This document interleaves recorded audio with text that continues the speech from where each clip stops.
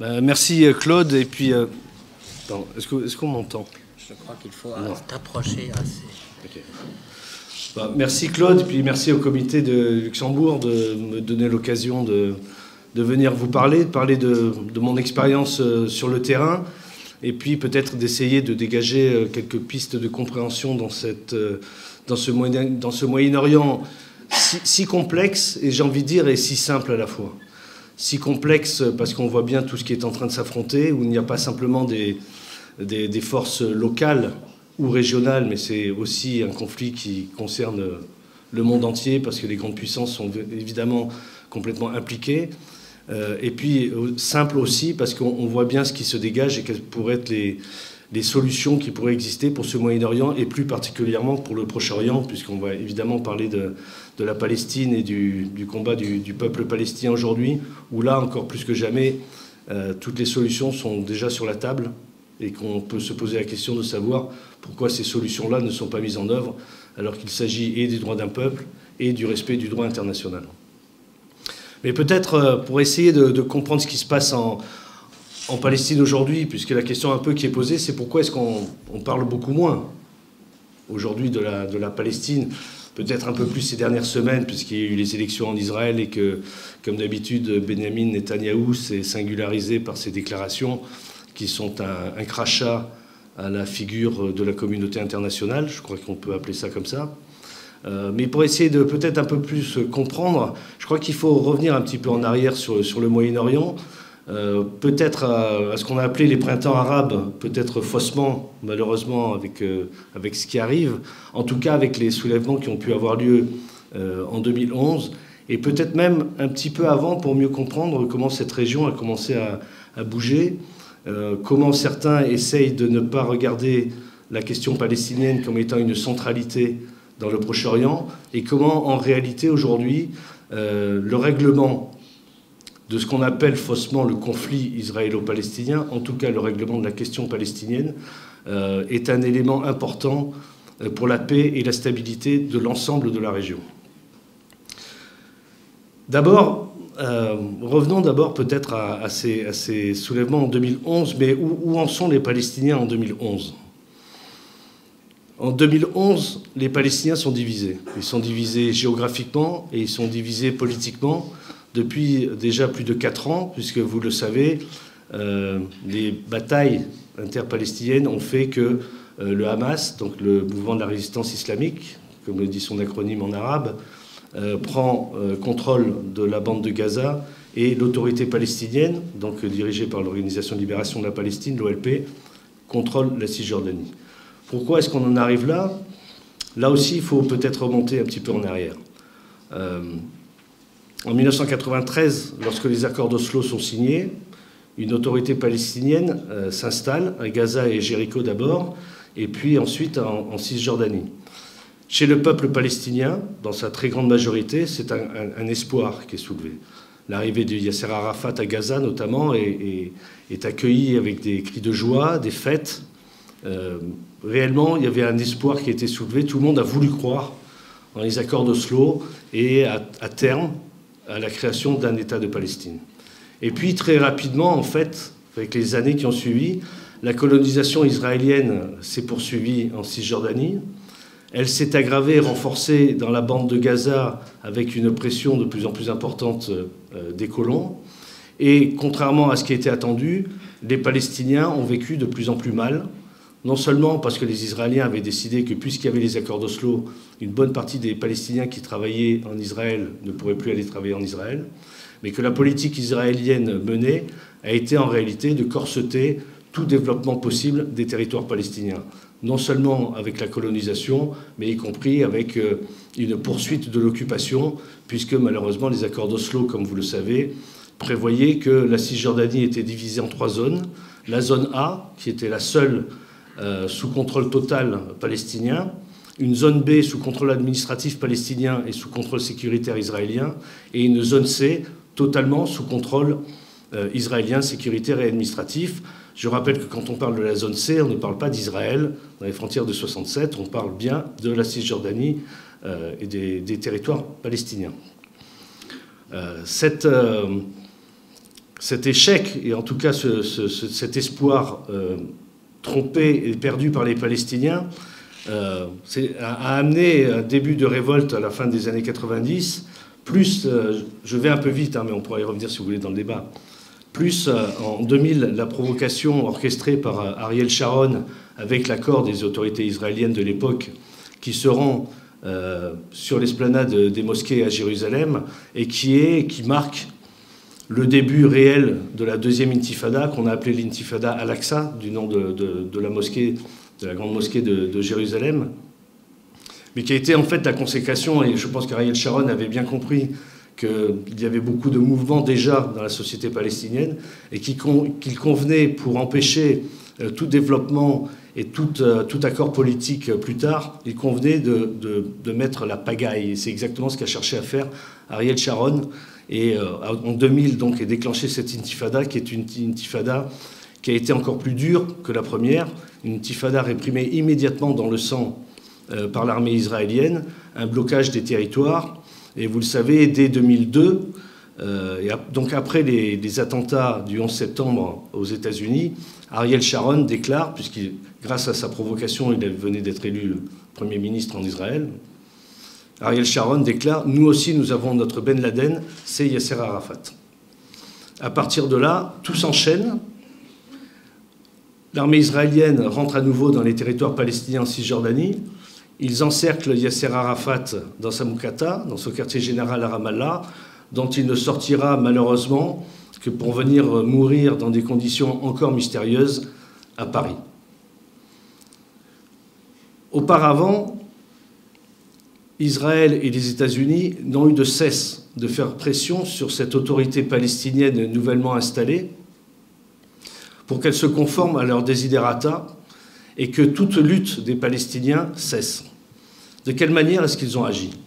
Yasser Arafat avait compris que pour ne pas perdre le sens de la résistance, pour ne pas perdre la représentation des réfugiés palestiniens qui étaient dans la diaspora ou dans les différents camps de réfugiés, il convenait de réunir en même temps le gouvernement de l'autorité palestinienne et le comité central de l'Organisation de libération de la Palestine. Sur ce, les Américains ont fait pression sur Yasser Arafat et sur l'autorité palestinienne pour dire il faut un Premier ministre et il faut un ministre des Finances. Mahmoud Abbas, qui était le numéro 2 de l'OLP à l'époque, a été nommé Premier ministre, et Salam Fayyad, auréolé de son expérience au FMI, au Fonds monétaire international, a été nommé ministre des Finances. Parallèlement, les autorités israéliennes ont empêché les déplacements des membres du comité central de l'OLP. Donc, Yasser Arafat n'a plus pu réunir en même temps le gouvernement de l'autorité palestinienne et l'Organisation de libération de la Palestine, quand on sait évidemment que l'autorité palestinienne, en tant qu'autorité administrative, a des comptes à rendre sur les subventions qui lui sont allouées et l'utilisation qui en est faite, que l'Organisation de libération de la Palestine, en tant que mouvement politique et en tant que mouvement de résistance, a évidemment un agenda qui est autre et d'autres comptes à rendre, ou en tout cas à ne pas rendre à ces puissances qui se voudraient tutélaires, on comprend mieux quelle est la manipulation qui a été évidemment jusqu'à, moi, ce que j'appelle l'élimination, en tout cas politique, de Yasser Arafat. Dans le même temps, cet échec d'Oslo et cet échec de la stratégie menée par l'OLP, qui avait démarré en 1988 lors du Conseil national palestinien qui s'était tenu à Alger, où la direction de l'OLP, et Yasser Arafat notamment, avait décidé de déclarer l'existence de l'État de Palestine en même temps que la reconnaissance de l'État d'Israël. C'était évidemment un événement politique très important qui ne naissait pas de rien, qui naissait d'abord de l'échec de la première stratégie de l'OLP, qui était une stratégie militaire. On se souvient les hauts faits d'armes des Fedaïn de l'OLP et des différents mouvements composant l'OLP. C'était aussi une prise en compte de ce qui se passait dans le monde à ce moment-là, et avec les années 80, l'affaiblissement puis l'effondrement des pays socialistes qui étaient une sorte de, si ce n'est de rempart, en tout cas d'aide très importante à la lutte des Palestiniens, politique, mais aussi d'un certain point de vue militaire et de formation des cadres de l'Organisation de libération de la Palestine, couplé à ce moment-là, et qui commençait depuis des années, en tout cas depuis les débuts des années 70, et notamment en Égypte, avec une montée de l'islam politique, avec la création en Palestine du Hamas, donc du mouvement de résistance islamique, la création du djihad islamique, et donc cette prise en compte et au sein du Fatah, donc l'organisation de Yasser Arafat, majoritaire au sein de l'OLP, et dans l'environnement régional, avec le jeu des puissances, notamment des puissances du Golfe, la prise en compte de cet élément politique qui était en gros une remise en cause de ce que représentaient tous les mouvements progressistes et les mouvements de gauche, notamment en Palestine, mais plus largement dans le monde arabe, avec un basculement qui vient en 1979 avec la révolution iranienne, où un certain nombre de mouvements très à gauche, notamment plus ceux qui se réclamaient du maoïsme, qui basculent dans la défense de la révolution iranienne et dans cette dans ce nouveau regard qu'il porte sur l'islam comme composante possible du combat qui est mené par les Palestiniens. Alors à ce moment-là, peut-être qu'on s'en aperçoit moins, peut-être que les chercheurs aussi ont moins regardé cette question-là, peut-être qu'ils n'ont pas pris la dimension totale. Alors évidemment, c'est plus facile 30 ans après de le regarder, mais effectivement, à ce moment-là, commence déjà cette entreprise-là, d'autant plus que, vous le savez, Israël a aidé à la, si ce n'est pas à la création, mais en tout cas à aider le Hamas à pouvoir se mouvoir dans les territoires palestiniens, pensant utiliser le Hamas pour combattre l'OLP, pour battre en brèche l'Organisation de libération de la Palestine. Quand Yasser Arafat meurt, les territoires palestiniens sont de plus en plus occupés, l'armée israélienne est en Cisjordanie, et Ariel Sharon, qui est toujours au pouvoir, malgré les massacres qu'il avait perpétrés lui-même dans les années 50, quand il était chef de certaines brigades de l'armée israélienne, Ariel Sharon décide de faire un coup politique, en déclarant qu'il va évacuer les colonies qui sont à Gaza.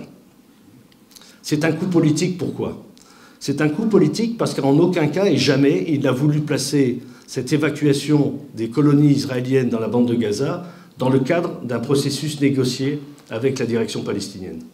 C'était une décision totalement unilatérale qui avait, à mon sens, deux raisons. La première, c'est qu'il a compris que ça ne servait à rien de s'arc-bouter sur la bande de Gaza, qui ne lui servait pas à grand-chose. Et deuxièmement, il voulait prouver au monde entier, et ça a marché d'ailleurs, puisque les grands médias ont tout de suite emboîté le pas, comme les grands médias savent si bien le faire, en déclarant que Ariel Sharon était vraiment un homme de paix.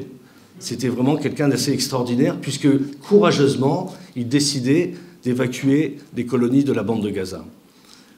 En réalité, l'occupation de la bande de Gaza n'a jamais cessé, puisque quand Yasser Arafat meurt en 2004, en novembre 2004, une élection présidentielle est organisée assez rapidement en janvier 2005.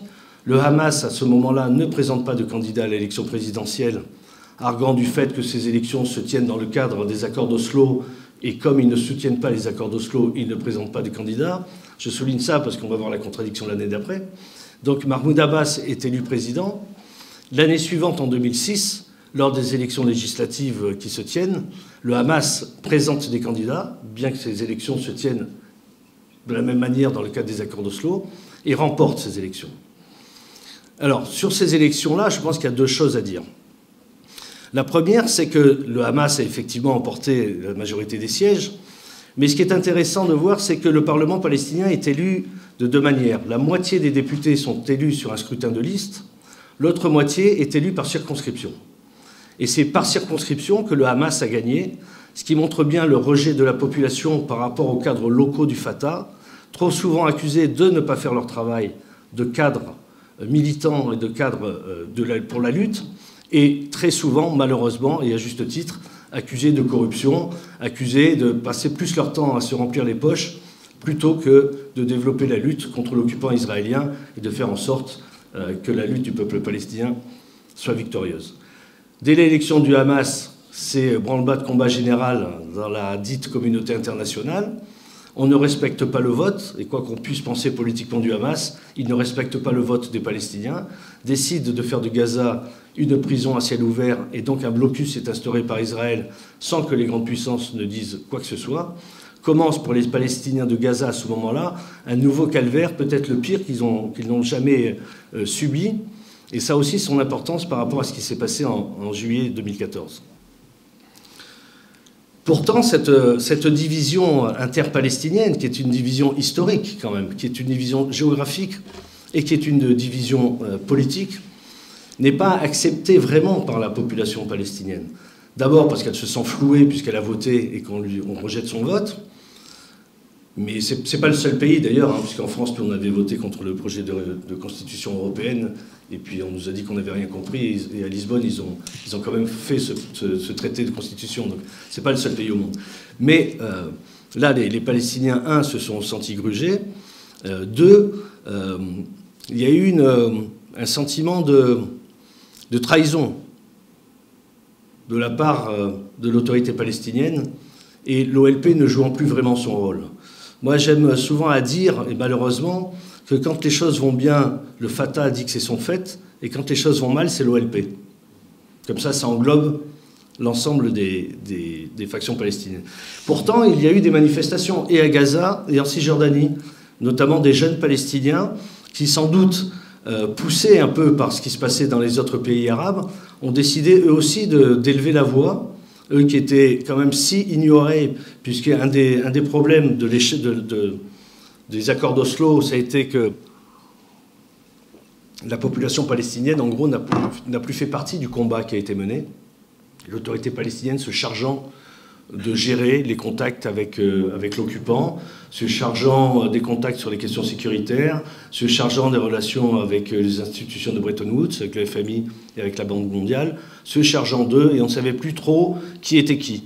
Si Mahmoud Abbas, en tant que président de l'autorité palestinienne, s'il négocie en tant que président de l'autorité palestinienne, s'il négocie en tant que président du Fatah, ou s'il négocie en tant que président de l'Organisation de libération de la Palestine. Et en tout cas, la population palestinienne, à ce moment-là, dans son ensemble, je ne parle pas des groupes politiques proprement dit, la population palestinienne dans son ensemble n'a pas été on n'a rien demandé à cette population palestinienne sur les combats à mener. Or, dans la région, il se passait évidemment beaucoup de choses à partir de 2011. À partir de 2011, il y a ces révoltes qui éclatent. Moi, je me souviens à l'époque d'avoir fait des débats, et on se posait la question de savoir est-ce qu'il faut parler de printemps arabe, est-ce qu'il faut parler de révolution, est-ce qu'il faut parler de révolte, de quoi faut-il parler? Alors évidemment, il faut toujours du temps pour nommer quelque chose. Là, déjà, malheureusement, ça ne fait que 4 ans. Et déjà, on voit de quelle manière les choses ont pu se faire, et on voit à quoi c'est dû. On a dit la Tunisie, qui est peut-être un des phares d'espoir dans ce qui a pu se passer, et c'est peut-être pas pour rien. C'est peut-être pas pour rien parce que, contrairement à ce qu'ont voulu dire les grands médias en présentant ces printemps arabes comme étant des révolutions Facebook, des révolutions des réseaux sociaux, un des acteurs de Facebook en Égypte disait lui-même et reconnaissait lui-même, ce n'est pas Facebook qui a fait la révolte du peuple égyptien. Facebook a pu aider sur les moyens traditionnels d'alerte et de révolte du peuple, mais c'est tout. Or, on a voulu faire passer ça pour ça. Or, il existait, et même si, encore une fois, je cite souvent les médias parce que je suis journaliste et que des fois j'ai honte, quoi. Évidemment, les mouvements sociaux qui existent dans ces pays-là, ils ne les ont jamais vus. Les révoltes du pain, ils ne les ont pas vues. Les révoltes et les grèves des ouvriers du textile dans le delta du Nil, ils ne les ont pas vues. Les répressions qu'il y avait, évidemment, ils ne les avaient pas vues non plus. Les révoltes qu'il y avait dans le sud tunisien, ils ne les avaient pas vues non plus. Or, c'est bien de tout ça qu'ont émergé ces révoltes-là, Facebook, encore une fois, n'étant que l'instrument pour faire émerger, et peut-être un instrument peut-être plus utilisé par la jeunesse des pays arabes, et peut-être qu'en Tunisie, plus qu'ailleurs, s'ils ont pu arriver à quelque chose, c'est parce que les mouvements étaient beaucoup plus structurés qu'ailleurs. Même s'il y a eu des répressions, même si l'Union générale des travailleurs tunisiens à l'époque était une direction nationale qui était plus inféodée au pouvoir qu'autre chose, les comités locaux de l'UGTT, eux, n'étaient pas inféodés à ce point-là au pouvoir et ont pu impulser un certain nombre de luttes qui ont été très utiles quand se sont déclenchées les premières révoltes à la fin 2010 en Tunisie et avec le départ de Ben Ali. Ça a aidé aussi parce qu'un des problèmes qui s'est produit en Égypte, et pour avoir couvert évidemment tous les événements de la place Tahrir, un des problèmes qui s'est posé, c'est que ceux qui menaient cette bataille, et notamment les jeunes, n'ont pas voulu diviser le mouvement. Moi, ils me l'ont expliqué comme ça, on se réunit tous sur non à Moubarak, il faut faire tomber Moubarak, et se refuser à ce moment-là à discuter de « et quoi après ?» Ce qui a été un des problèmes de ce mouvement. Pourquoi?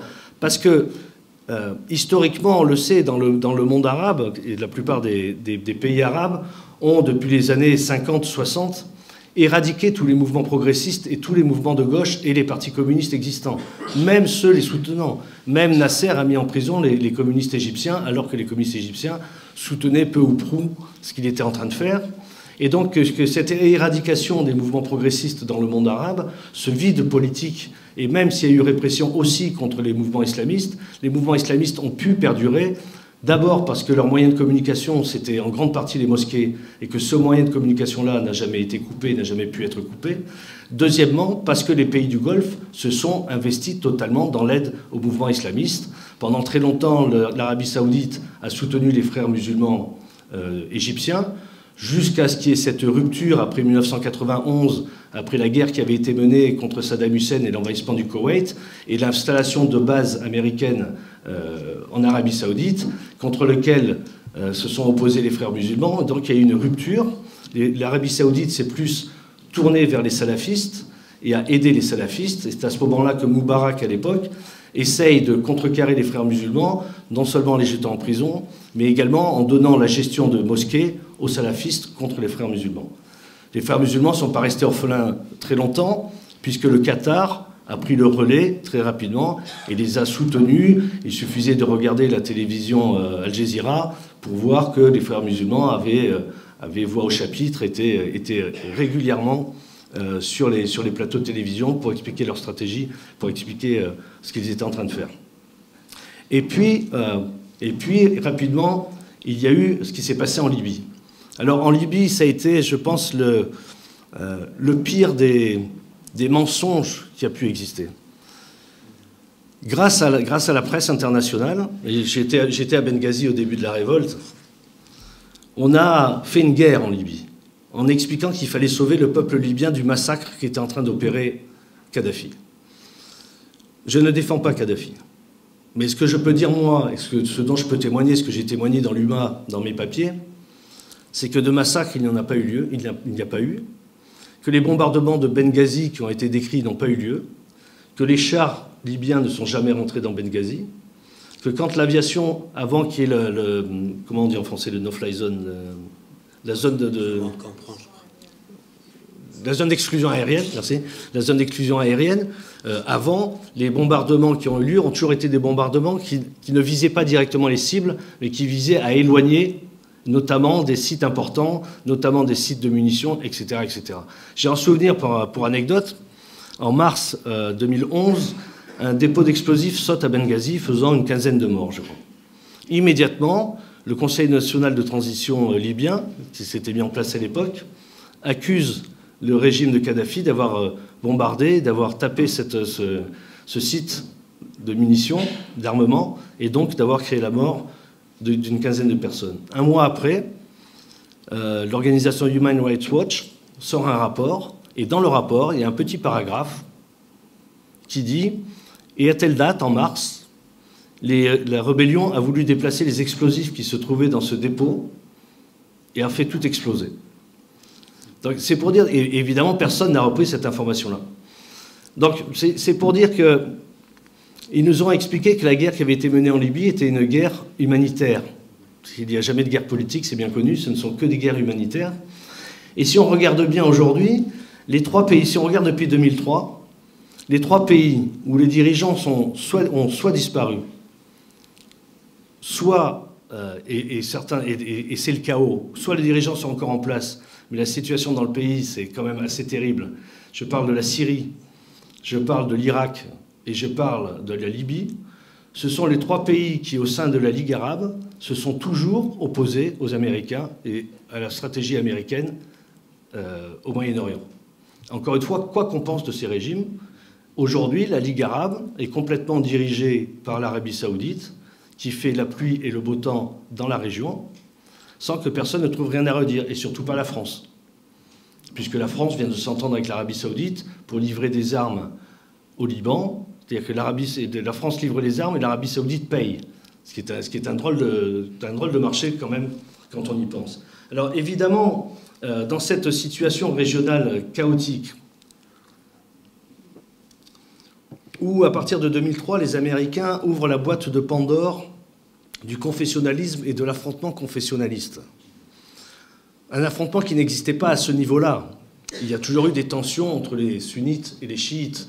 J'en veux pour preuve, par exemple, que lors de la création du djihad islamique palestinien en début 80, le Hamas a accusé déjà le djihad islamique de chiitisation, donc de devenir trop chiite. Pourquoi ? Parce que le djihad islamique a été créé sur une base très nationaliste, avec d'anciens éléments de la gauche palestinienne, mais se tournant vers la révolution iranienne. Et donc, pour eux, c'était une chiitisation du djihad islamique. Mais aujourd'hui, on est arrivé à un point où on veut masquer complètement ce qui est en train de se passer dans la région comme étant simplement et uniquement un affrontement confessionnel.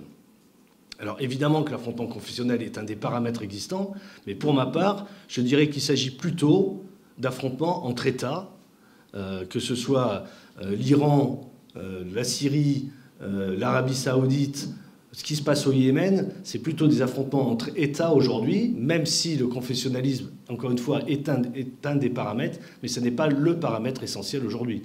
La preuve, l'Arabie saoudite, sur la base d'une opposition à l'Iran comme pays, comme puissance régionale la plus importante, puisqu'après la chute de Saddam Hussein et l'affaiblissement de l'Irak dans la région, évidemment que plusieurs pays ont essayé de se positionner comme étant le plus important dans la région. Ça a été l'Iran et l'Arabie saoudite. Et donc cette opposition-là d'État fait qu'il y a un affrontement Arabie saoudite-Iran aujourd'hui et que paradoxalement, l'Arabie saoudite se rapproche d'Israël sur la base de la lutte contre l'Iran. Or aujourd'hui, évidemment, ça devient beaucoup plus compliqué. Pourquoi ? Parce que depuis des années et des années, où personne n'a rien dit sur cette montée de l'islam politique, où la plupart des dirigeants étaient abrités aux États-Unis et en Grande-Bretagne principalement, ou dans les pays du Golfe. Quand, dans les années fin 80, début toute la décennie 90, quand en France, personne ne voulait voir le danger que représentait le Front islamique du salut en Algérie, qui s'est transformé en GIA, en groupe islamique armé, puis en GSPC, puis tous les liens qu'ils ont aussi aujourd'hui maintenant dans le Sahel, les mêmes commentateurs politiques ou médiatiques qui développaient cette campagne en disant « qui tue qui ?», en semant le doute, en ne voulant pas croire que ces intégristes-là étaient en train de tuer et de massacrer, sont les mêmes qui aujourd'hui s'effraient de la montée de l'État islamique, de Daesh ou du Front al-Nosra. Mais rien ne naît de rien. Le départ, ça a évidemment été l'Afghanistan et l'instrumentalisation de l'islam politique. Il y a d'ailleurs un bouquin qui est sorti, qui a été écrit par un journaliste américain, qui s'appelle, si vous me laissez juste le temps de retrouver le titre exact, qui montre bien de quand date cette volonté d'instrumentalisation de l'islam politique. Ça s'appelle CIA Djihad 1952-2000. Bon, parce qu'il a écrit son bouquin en 2000. Il pourrait le faire 1952-2015, ce serait pareil. Donc dès 1952 et dès le début de la guerre froide, en fait, il y a une instrumentalisation de la part des États-Unis et de l'OTAN des mouvements islamistes pour contrecarrer le péril communiste. Ça allait même jusqu'à financer des partis comme la démocratie chrétienne, par exemple, en Italie. C'est-à-dire qu'ils se sont basés aussi sur le fait religieux, sur le développement du fait religieux pour combattre ce qui était en train de se produire dans la région. Je pense que c'est intéressant d'avoir ça en tête pour bien comprendre que ça date il y a de décennies et de décennies ce qui est en train de se produire aujourd'hui dans la région et que quand on regarde ce qui se passe en Syrie, on voit là aussi comment les choses ne sont pas complètement gratuites. Là aussi, il y a eu tout ce débat sur il faut intervenir en Syrie, il faut aller bombarder. C'est notamment François Hollande qui devient un des présidents français les plus guerriers, parce qu'il en est déjà à 2 guerres, il veut en faire une 3e. Il avait déjà soutenu la Libye, mais là, ce n'était pas lui, c'était Sarkozy. Il a déjà fait le Mali, il a fait la Centrafrique, et il ne rêve que d'une chose, c'est d'intervenir maintenant en Syrie. Or, aujourd'hui, la question qui est posée, c'est de savoir pourquoi est-ce que les vrais mouvements de révolte qui existaient en Syrie, en interne, moi j'étais moi-même en juillet 2011, par exemple, j'ai traversé toute la Syrie, je suis monté de Damas, je suis allé à Homs, Hama, je suis allé jusqu'à Idlib, à la frontière turque, je suis redescendu à Latakia, et même à Idlib, déjà, maintenant, cette ville, cette province qui est prise par le Front al-Nosra, donc ce front islamique qui se réclame d'Al-Qaïda, les gens racontaient déjà dans la ville, et si moi, petit journaliste à l'Humanité, j'ai pu le constater, le savoir, je dois avoir d'autres consoeurs et d'autres confrères qui le savaient, pourtant je ne l'ai lu nulle part. Les gens disaient déjà à l'époque, en juillet 2011, que la ville avait été attaquée par des hommes armés venant de Turquie, qu'ils avaient pris possession de la ville avant de se retirer, donc faisant une démonstration de force. À l'époque, déjà, là-bas, tout le monde disait que les armes n'arrêtaient pas d'entrer, venant de Jordanie, venant du Liban, et venant notamment de la Turquie. On a voulu fermer les yeux, on a voulu soutenir une opposition externe, fantoche, et en tout cas en sous-main, complètement soutenue par les frères musulmans syriens, au détriment des forces les plus progressistes qui existaient en Syrie, qui se battaient, dont certains avaient déjà fait beaucoup de prisons sous le régime de Hafez al-Assad, puis du fils Bachar el-Assad. On n'a jamais soutenu ces gens-là, qui prônaient autre chose, qui ne prônaient pas une lutte armée. On a voulu soutenir, or évidemment, quand l'Arabie Saoudite et le Qatar financent des groupes, ils ne vont pas soutenir ou financer des groupes de gauche. Ils vont financer ce qu'il y a de plus extrémiste, islamiste. C'est bien ce qui s'est produit, et aujourd'hui sur le terrain, on n'entend plus parler de ces progressistes syriens qui essayent pourtant de dégager une autre voie pour changer le pouvoir en Syrie, pour changer la Syrie, pour faire une nouvelle Syrie, on n'en entend pas parler. De la même manière, et sur la Syrie, évidemment, il y a eu des répercussions. Le Hamas, par exemple, qui était basé à Damas, à ce moment-là, parce que ses mentors, Arabie Saoudite et Qatar, étaient contre le régime syrien en place, ont déménagé. Le Hamas a quitté à ce moment-là la Syrie, ils ont quitté en 2012, donc moins d'un an après le début des affrontements en Syrie, a quitté Damas, et Khaled Meshal, qui est le chef du Hamas, s'est installé au Qatar. Alors évidemment, quand on est dépendant à ce point-là, on n'est pas complètement libre de ses décisions politiques. J'en veux pour preuve ce qui s'est passé dans le camp palestinien de Yarmouk, assez récemment, malheureusement, où les affrontements ont eu lieu et où les Palestiniens se sont divisés eux-mêmes. Entre ceux qui soutenaient le pouvoir en place, à Damas, et ceux qui le combattaient. Et donc cette division palestinienne qui a eu lieu dans les camps de réfugiés, évidemment, d'une certaine manière, se retrouve sur la scène politique chaotique palestinienne en Cisjordanie, comme à Gaza. Aujourd'hui, pourtant, les choses changent, et elles changent très vite. Les Saoudiens sont échaudés par l'attitude américaine de vouloir signer un accord avec les Iraniens sur le dossier nucléaire. Ils sont si mécontents qu'ils se sont rapprochés des Français, qu'ils ont offert un tapis rouge à François Hollande, en gros pour dire aux Américains, ça ne nous plaît pas ce que vous faites, et puis nous on va faire ça. Mais surtout, ce qui est plus intéressant, je ne sais pas, c'est peut-être plus grave, les Saoudiens commencent à changer leur fusil d'épaule avec le nouveau roi qui est en place et se rapprochent à nouveau des frères musulmans. Donc des contacts ont été pris avec les frères musulmans, notamment parce qu'ils ont besoin de la branche yéménite des frères musulmans pour faire une espèce d'entre-deux entre les Houthis et le gouvernement yéménite reconnu par l'Arabie Saoudite. Ça s'est traduit immédiatement en Égypte par le fait que le Hamas, qui avait été mis sur une liste terroriste par le gouvernement de Sisi, du maréchal Sisi, vient de retirer le Hamas, soi-disant pour vice de forme, mais c'est évidemment une décision politique. Or, Sisi, on le sait, s'est installé au pouvoir. Il y a eu des manifestations contre l'avènement des frères musulmans au pouvoir, même s'ils avaient été élus, mais il y a eu des manifestations de rue contre l'attitude des frères musulmans dans des élections qui étaient quand même assez biaisées en Égypte. D'abord parce qu'au lendemain de la chute de Moubarak, alors que les Américains, à ce moment-là, avaient tout fait pour essayer de maintenir Moubarak au pouvoir. Puis quand ils ont vu qu'ils ne pouvaient pas maintenir Moubarak, ils ont essayé de mettre en place le vice-président à l'époque qui était Omar Suleiman, qui est mort maintenant.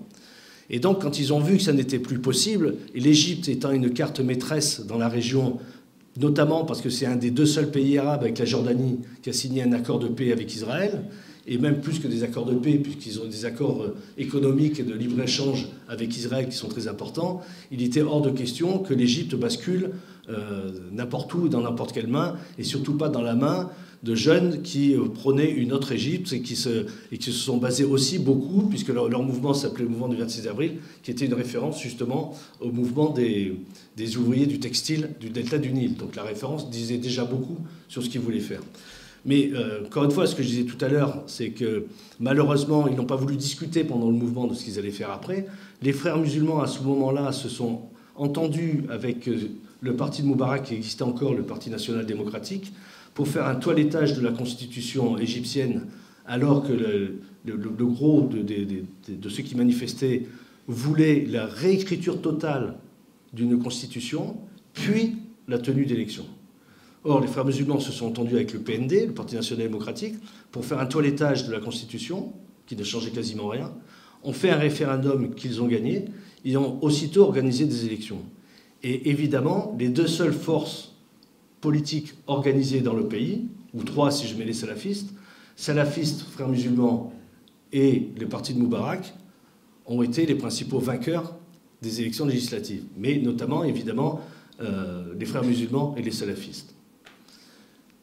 Ça, c'était pour l'élection de Morsi, avec un 3e homme que personne n'avait vu venir, qui était un nassériste, qui pouvait emporter l'adhésion, mais évidemment, tout a été mis en œuvre, et notamment parce que les forces progressistes, à ce moment-là, ne disposaient pas ni de forces organisées, ni de forces financières, et face au bulldozer de ceux qui détiennent des télévisions, de ceux qui détiennent des journaux, de ceux qui détiennent des hôpitaux, de ceux qui peuvent distribuer de la nourriture dans les quartiers pauvres pour faire voter pour soi-même, évidemment, ça n'a pas tenu. Sauf qu'un an après, lorsque des élections législatives se sont tenues, les frères musulmans eux-mêmes ont perdu des millions de voix, parce que, et je m'en souviens pour avoir été faire des reportages dans la banlieue du Caire à ce moment-là, les gens ont vu la réalité des frères musulmans, se sont aperçus que, alors qu'eux cherchaient un changement dans leur vie quotidienne, un changement économique, un changement social, se sont aperçus que les frères musulmans à l'Assemblée n'étaient intéressés que par une chose, par l'application de la charia. Et donc les Égyptiens disaient, mais nous aussi on est des musulmans, nous aussi on est des bons musulmans, nous aussi on va prier 5 fois par jour, on n'a pas besoin d'eux pour être des bons musulmans. Nous, ce qu'on veut, c'est des réformes économiques, on veut du travail pour nos enfants, on veut qu'ils puissent étudier, etc., etc. Tout ça n'est pas arrivé, ce qui a donné lieu à ces manifestations pour le départ des frères musulmans. Alors évidemment, il y a eu une manipulation, je pense, assez forte de la part des militaires qui étaient restés en réserve, qui ont toujours voulu apparaître comme étant une force relativement neutre entre les manifestants de la place Tahrir et la police de Moubarak. Et ils ont aujourd'hui repris le pouvoir. Je pense que c'est assez dramatique, puisqu'y compris les jeunes qui dirigeaient les mouvements sur la place Tahrir, ces jeunes-là ont été jugés et sont aujourd'hui en prison. Mais voilà, la politique régionale est ainsi faite que Sisi maintenant est en train de se rapprocher du Hamas. On va voir ce que ça va donner dans les prochaines semaines. Mais pour le mouvement national palestinien, ça n'est pas de très bon augure en réalité.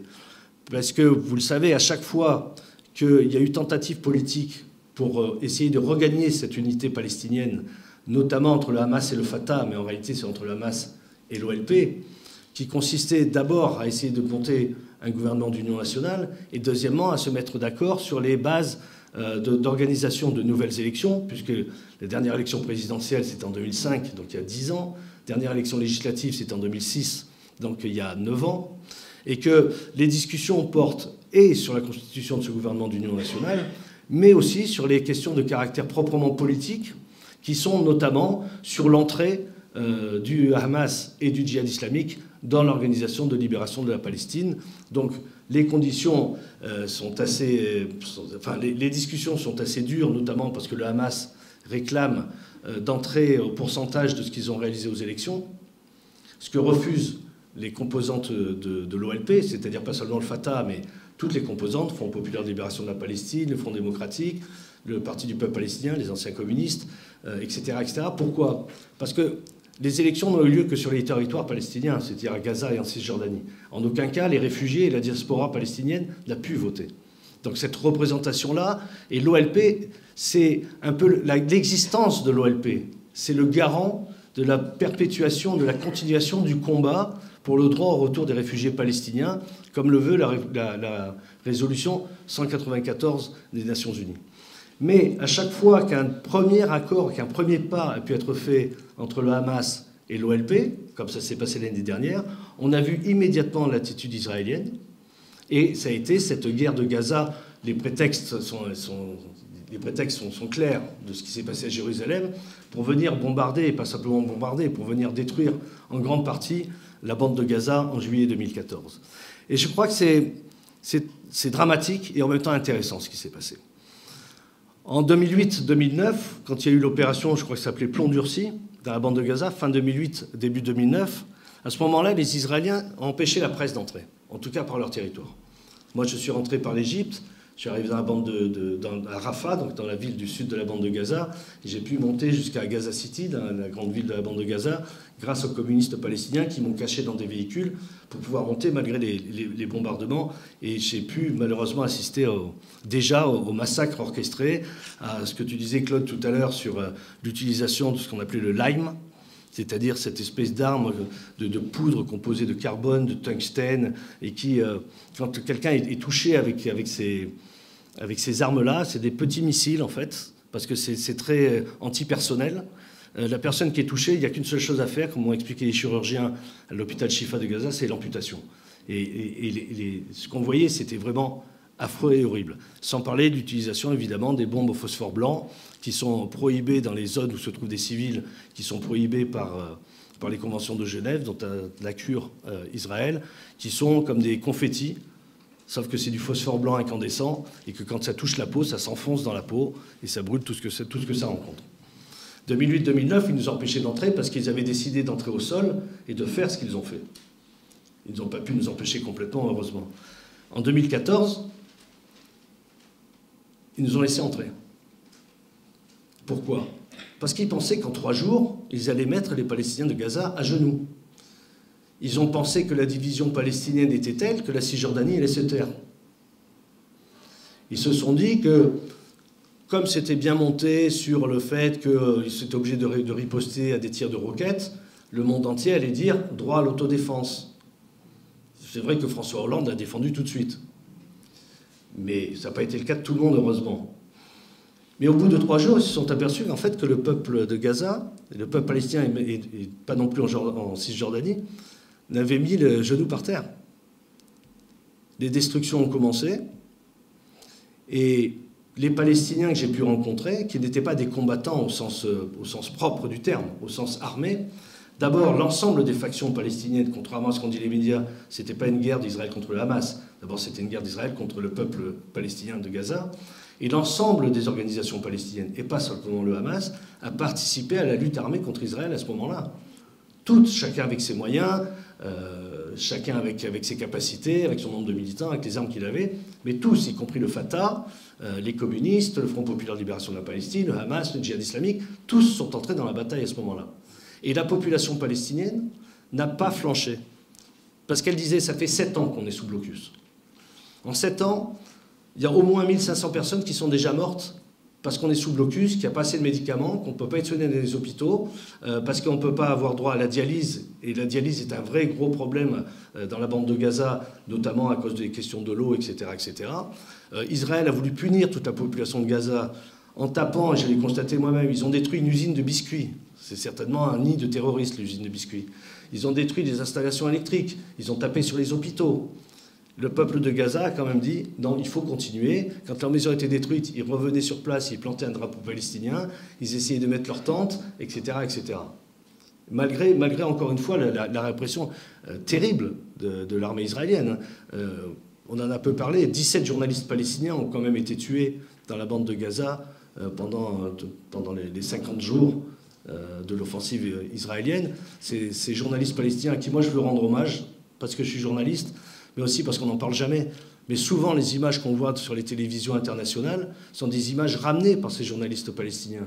Quand on voit un correspondant de guerre occidental avec son gilet pare-balles et son casque qui fait son plateau devant un hôtel, les images qu'il diffuse, souvent, ce sont les images données par les journalistes palestiniens. Or, ces journalistes palestiniens n'ont jamais de nom, on ne signe jamais leurs images, et on ne connaît leur nom que lorsqu'ils sont sur une liste de morts, lorsqu'ils ont été tués. Il n'y a qu'à ce moment-là qu'on entend parler du nom de ces journalistes palestiniens. Et moi, je veux vraiment partout rendre hommage à leur travail, parce que bien souvent, c'est eux qui ont pu donner les images là où vous voulez nous interdire d'aller, là où vous voulez nous interdire de témoigner. Et je pense que c'est très très important. Alors, aujourd'hui, la situation, elle est quand même... Elle est dure chez les Palestiniens parce que l'occupation, c'est la violence et que la violence, ça génère la violence et que, y compris au sein de la société palestinienne, cette violence générée par l'occupation, malheureusement, irrigue aujourd'hui la société palestinienne, une violence familiale, une violence conjugale, des difficultés de relationnel, de relations entre eux, entre les Palestiniens, ce qui montre qu'il y a une espèce d'impasse politique qui est en train de s'installer, qui peut être dramatique et très, très, très dur, parce qu'on ne sait pas vers quoi ça va mener.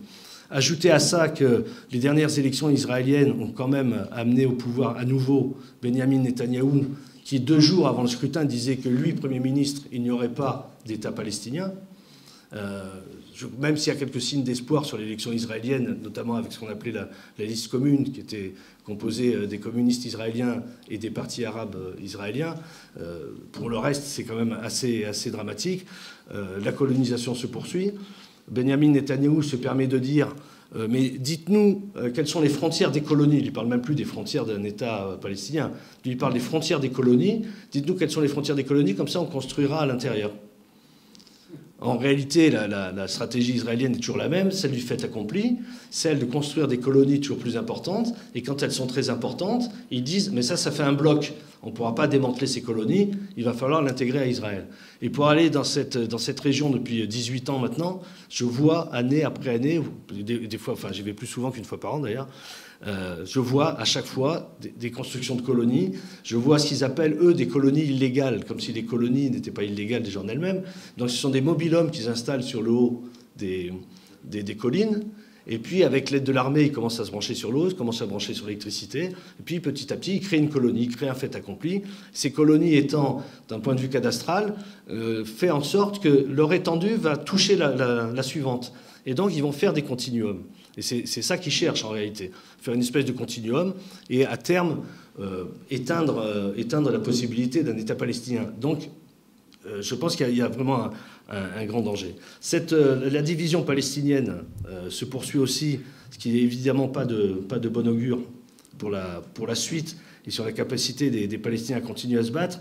Il y a une petite lueur aujourd'hui, c'est que les Palestiniens ayant décidé, l'autorité palestinienne ou l'OLP ayant décidé de ratifier le statut de Rome, peut aujourd'hui s'attaquer, travailler avec la Cour pénale internationale, et c'est ce qu'ils ont décidé de faire. J'étais ce week-end à Alger, à un colloque organisé par le barreau d'Alger, auquel participaient notamment des juristes internationaux et l'ambassadeur de Palestine à l'ONU. Et c'est clair que maintenant, ils veulent aussi ouvrir ce front juridique et faire en sorte d'attaquer non pas Israël, mais attaquer des individus escalité, comme ça avait pu être le cas, d'ailleurs, peut-être vous vous rappelez, en Angleterre, à un moment donné, il y avait des responsables israéliens qui n'étaient pas sortis de leur avion parce qu'ils avaient peur d'être arrêtés s'ils sortaient de l'avion. Donc il y a une vraie possibilité aujourd'hui juridique pour attaquer. En Belgique, il y avait eu cette fameuse loi qui avait été votée, mais qui à l'origine concernait en réalité le Rwanda et la Yougoslavie. Dès qu'il y a eu volonté d'utiliser cette loi contre Sharon, ils ont modifié la loi au Parlement belge, ce qui montre quand même, évidemment qu'il y a un combat politique, mais en tout cas que cette option-là leur fait peur. Il y a la campagne du boycott des investissements, sanctions, où là aussi on voit que Benyamin Netanyahou lui-même monte au créneau contre cette campagne internationale qui est menée, en disant dans un discours qu'il a prononcé, enfin une déclaration qu'il a faite la semaine dernière, en gros il dit pas évidemment que cette campagne a lieu contre la politique israélienne. En gros il dit on nous attaque nous, sous-entendu on attaque les juifs. Évidemment, une fois encore, lui se complaît dans cet environnement régional d'affrontement confessionnel dans lequel, évidemment, il trouve toute la place de ce qu'il exige des Palestiniens, c'est-à-dire aujourd'hui, alors que l'OLP reconnaît l'existence de l'État d'Israël, mais dans les frontières, évidemment, de 1967, aujourd'hui, il réclame à l'OLP la reconnaissance, non pas d'Israël, mais d'un État juif. Ce qui fait dire à un journaliste israélien plein d'humour et assez courageux, Israël est un État démocratique pour les Juifs et c'est un État juif pour les Palestiniens. Et je crois que tout est dit dans cette formule. Je crois que c'est assez intéressant. Et ce qui est en train de se passer, je vais peut-être en finir parce que je ne sais pas depuis combien de temps je parle, mais ce qui est en train de se passer dans cette région, et tout peut basculer, c'est que cette confessionnalisation amène un éclatement des États-nations existants, puisqu'on reparle beaucoup, et comme jamais, des fameux accords de Sykes-Picot qui ont découpé, qui ont redécoupé, ou en tout cas qui ont fait les frontières de ce Moyen-Orient actuel. Reste à savoir de quelle manière tout ça va être redécoupé. Il est clair que des micro-États ne peuvent servir que les intérêts des grandes puissances. Il est clair aussi que ça ne peut servir que les intérêts d'Israël. D'ailleurs, la preuve, c'est que si Israël, au début de ce qui s'est passé en Syrie en mars 2011, est resté assez silencieux, je rappelle qu'Israël occupe une partie du plateau du Golan syrien, et que depuis quelques mois maintenant, alors que ce plateau du Golan est en partie, sur la partie syrienne, enfin non occupée du Golan, se trouve la rébellion islamiste, que le Hezbollah libanais et que la Syrie, l'armée syrienne, attaquent ces rebelles sur le plateau du Golan. Israël, et ça a été même dénoncé dans la presse israélienne, donc je n'invente rien, Israël prend en charge les blessés islamistes pour les soigner dans la partie occupée par Israël du plateau du Golan. Donc on voit bien ce jeu qui n'est plus une simple opposition en réalité entre des musulmans et des juifs ou entre des sunnites et des chiites. Il s'agit évidemment bien d'autre chose, d'une question totalement politique, et que si on ne prend pas la dimension de cet affrontement-là, je pense qu'on non seulement on loupe quelque chose, mais on peut se faire manipuler très très vite, parce qu'on voudrait nous dire « Ah, mais si tu ne soutiens pas les rebelles en Syrie, ça veut dire que tu soutiens Bachar el-Assad ». Comme on nous disait, si tu ne soutiens pas les rebelles en Libye, c'est que tu soutiens Kadhafi. Or, il existe d'autres voies. Et cette autre voie, je vais en finir là, pour l'avoir expérimenté en partie, puisque vous savez peut-être, il y a ces batailles qui se passent au Rojava, ce qu'on appelle le Kurdistan syrien, qui depuis 3 ans, les Kurdes de Syrie expérimentent d'abord une politique totalement nouvelle, puisqu'ils ont mis en place ce qu'ils appellent cette autonomie démocratique, qui se caractérise surtout par l'égalité homme-femme et par le respect de toutes les communautés existantes, qu'elles soient kurdes, arabes, assyriens, arméniens ou autres, et de mettre en place ce projet-là. C'est aussi pour ça beaucoup que l'État islamique a voulu attaquer ce Rojava, parce que c'est quand même un bel exemple pour le Moyen-Orient de ce qui est possible. Or, on se souvient qu'au début, quand l'État islamique a attaqué, donc c'était en septembre dernier, mi-septembre dernier, a commencé à attaquer, aller vers Kobané, attaquer Kobané, et à prendre une partie de Kobané, il n'y a pas eu grand monde pour venir au secours des Kurdes. Là, il n'a jamais été question de venir bombarder, de venir aider les Kurdes, etc. etc. Qu'est-ce qu'on leur reproche? On leur reproche, un, je pense, cette expérience-là, deux, les liens qu'ils ont avec le PKK turc, avec le parti d'Öcalan. Or, ça, parce que ça déplaît à la Turquie quand même. La Turquie, qui est membre de l'OTAN, parce que j'en ai pas tellement parlé de la Turquie. Turquie, membre de l'OTAN. Turquie, par où continue à transiter tous les djihadistes qui vont se battre en Syrie ou en Irak. Et une Turquie qui joue quand même, au minimum, un drôle de rôle aujourd'hui. On l'a vu dans la campagne électorale avant les élections qui ont eu lieu hier en Turquie, comment les partis qui soutenaient les Kurdes ou qui reconnaissent le droit à l'autonomie des Kurdes, leurs locaux ont été plastiqués, leurs militants tabassés, ceux qui devaient tenir les bureaux de vote ont été emprisonnés, etc., etc., etc. Je n'entends pas grand monde protester contre cette attitude turque aujourd'hui, mais je crois que là aussi il y a un jeu très dangereux, mais évidemment, comme c'est une puissance régionale, il faut le reconnaître, et qui est membre de l'OTAN, et qui joue aussi là sur, il ne faut pas se laisser leurrer, je pense, sur les attitudes d'Erdogan contre Israël. Après l'attaque, vous savez, de la flottille par Israël, où il y a eu 9 ressortissants turcs qui avaient été tués, puisque la flottille essayait d'entrer dans Gaza, Erdogan a protesté, a voulu couper les liens avec Israël, etc. En réalité, il n'a rien coupé du tout. Les accords militaires existants entre la Turquie et Israël sont toujours là, existent toujours. Il y a des accords privilégiés entre la Turquie et Israël, puisque la Turquie détient les sources du Tigre et de l'Euphrate, donc a en main un levier essentiel économique et politique. Les drones qu'utilise la Turquie sont réparés en Israël, encore maintenant. Donc on ne peut pas dire qu'il y ait une véritable guerre entre la Turquie et Israël, même pas politiquement, je crois.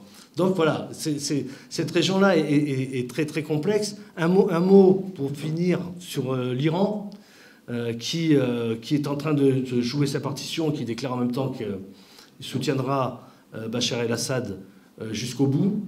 Ça, c'est à voir, parce que je pense que dans les développements possibles, politiques et diplomatiques, mais aujourd'hui, l'Iran est un acteur essentiel de ce qui est en train de se passer. Les Américains l'ont bien compris, parce qu'aujourd'hui, l'Iran est impliqué en Irak, l'Iran est impliqué en Syrie, et que l'Iran, qui est une puissance régionale aujourd'hui, est aujourd'hui incontournable, et je pense que c'est aussi pour ça que des accords seraient possibles à la fin du mois de juin. Mais encore une fois, tout est lié, puisque vous savez que les Français, par la voix de Laurent Fabius, le ministre des Affaires étrangères, dit qu'ils veulent présenter à la rentrée au Conseil de sécurité de l'ONU, enfin, il n'a pas dit à la rentrée, ils veulent présenter une nouvelle résolution, dit-il, pour remettre sur pied des négociations entre les Israéliens et les Palestiniens. Et les Américains leur ont demandé d'attendre la fin juin avant de présenter cette résolution, comme quoi ils font bien le lien. Et j'ai discuté hier avec l'ambassadeur de Palestine à l'ONU, donc quand on était à Alger, et il disait que les Américains avaient déjà dit qu'il fallait attendre les élections israéliennes. Après les élections israéliennes, ils ont dit qu'il fallait attendre la question du dossier iranien. Maintenant, qu'est-ce qu'ils vont trouver d'autre pour attendre?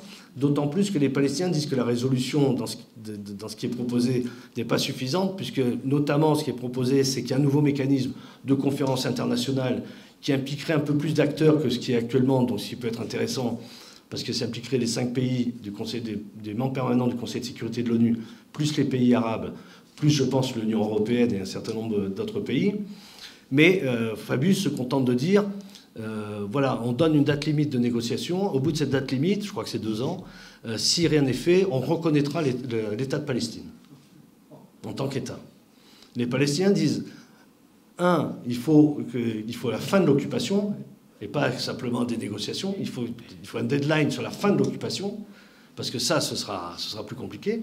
2, j'ai perdu le fil là.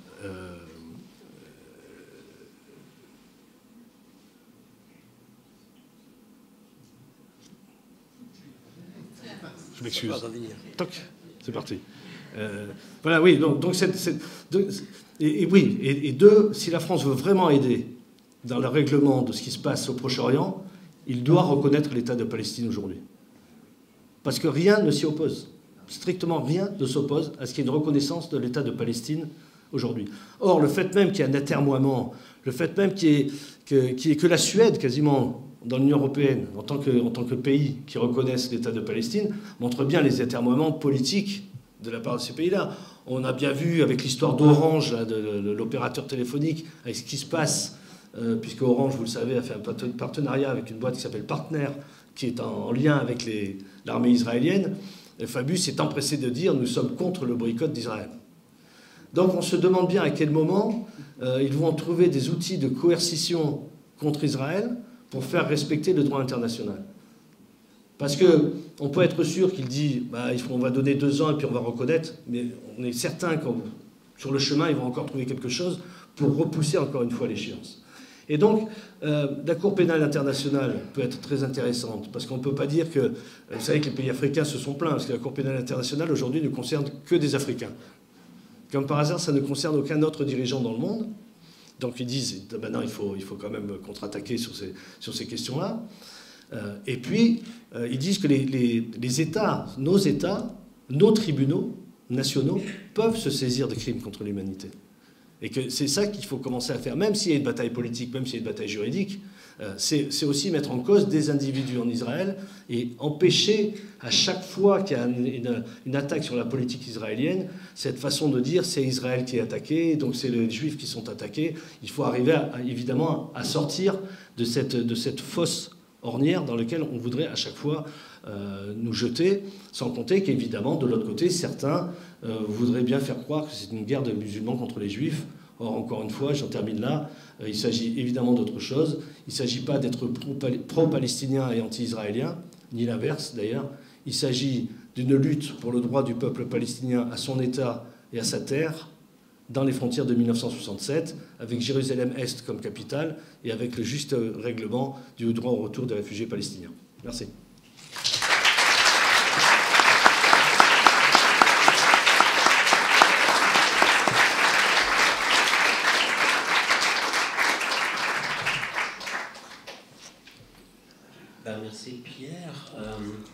Peut-être pour lancer le débat, une petite citation de Laila Chaïd qui vient de donner une interview à Jeune Afrique. Elle dit la chose suivante: je suis profondément déçu par les instances diplomatiques internationales. Face à Israël, nous ne jouons pas à armes égales, leur armée nous occupe, nous assiège comme des rats, elle a les moyens de nous écraser comme des mouches et personne ne fait rien pour nous protéger, ni l'Union européenne, ni les États-Unis, ni même les États arabes. On peut continuer ainsi pendant 2 siècles sans que rien ne change.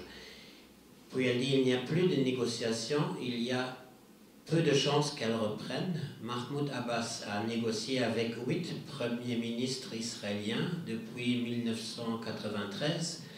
Même John Kerry a fini par baisser les bras.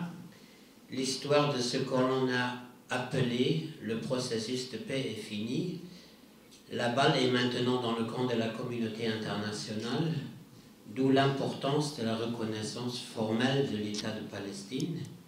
C'est vrai qu'au Luxembourg, on est un peu dans la même situation qu'en France, où le Parlement a demandé au gouvernement de faire ce pas, de reconnaître l'État de Palestine.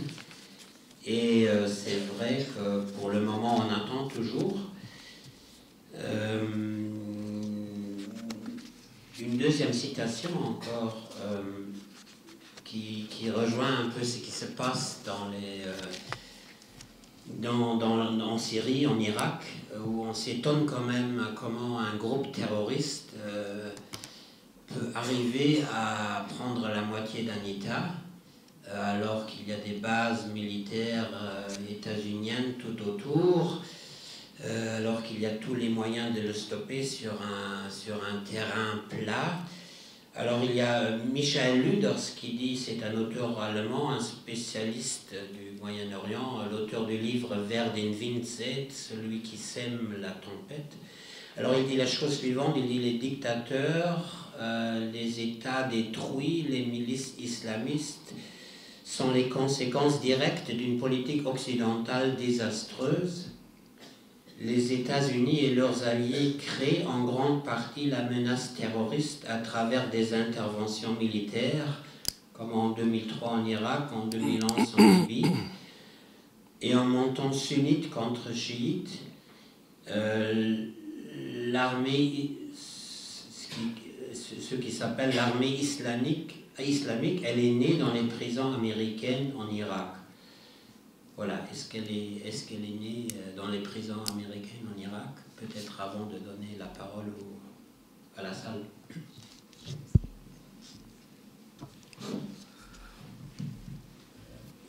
Oui, moi ça me semble évident. C'est d'autant plus intéressant de le rappeler qu'aujourd'hui, dans la bataille médiatique qui est menée, on dit, mais regardez, la Syrie ne se bat pas contre l'État islamique, Bachar el-Assad est responsable de la création de l'État islamique, mais c'est vraiment oublié que, effectivement, c'est une réalité. D'ailleurs, les transfuges de l'État islamique qui ont pu parler dans quelques médias l'expliquent eux-mêmes. C'est dans les prisons américaines et irakiennes en Irak qu'ils se sont rencontrés, qu'ils ont mis sur pied toutes leurs organisations. Mais ça a toujours été le cas. Et donc, quand on dit que la Syrie ne combat pas l'État islamique, mais que fait l'Irak?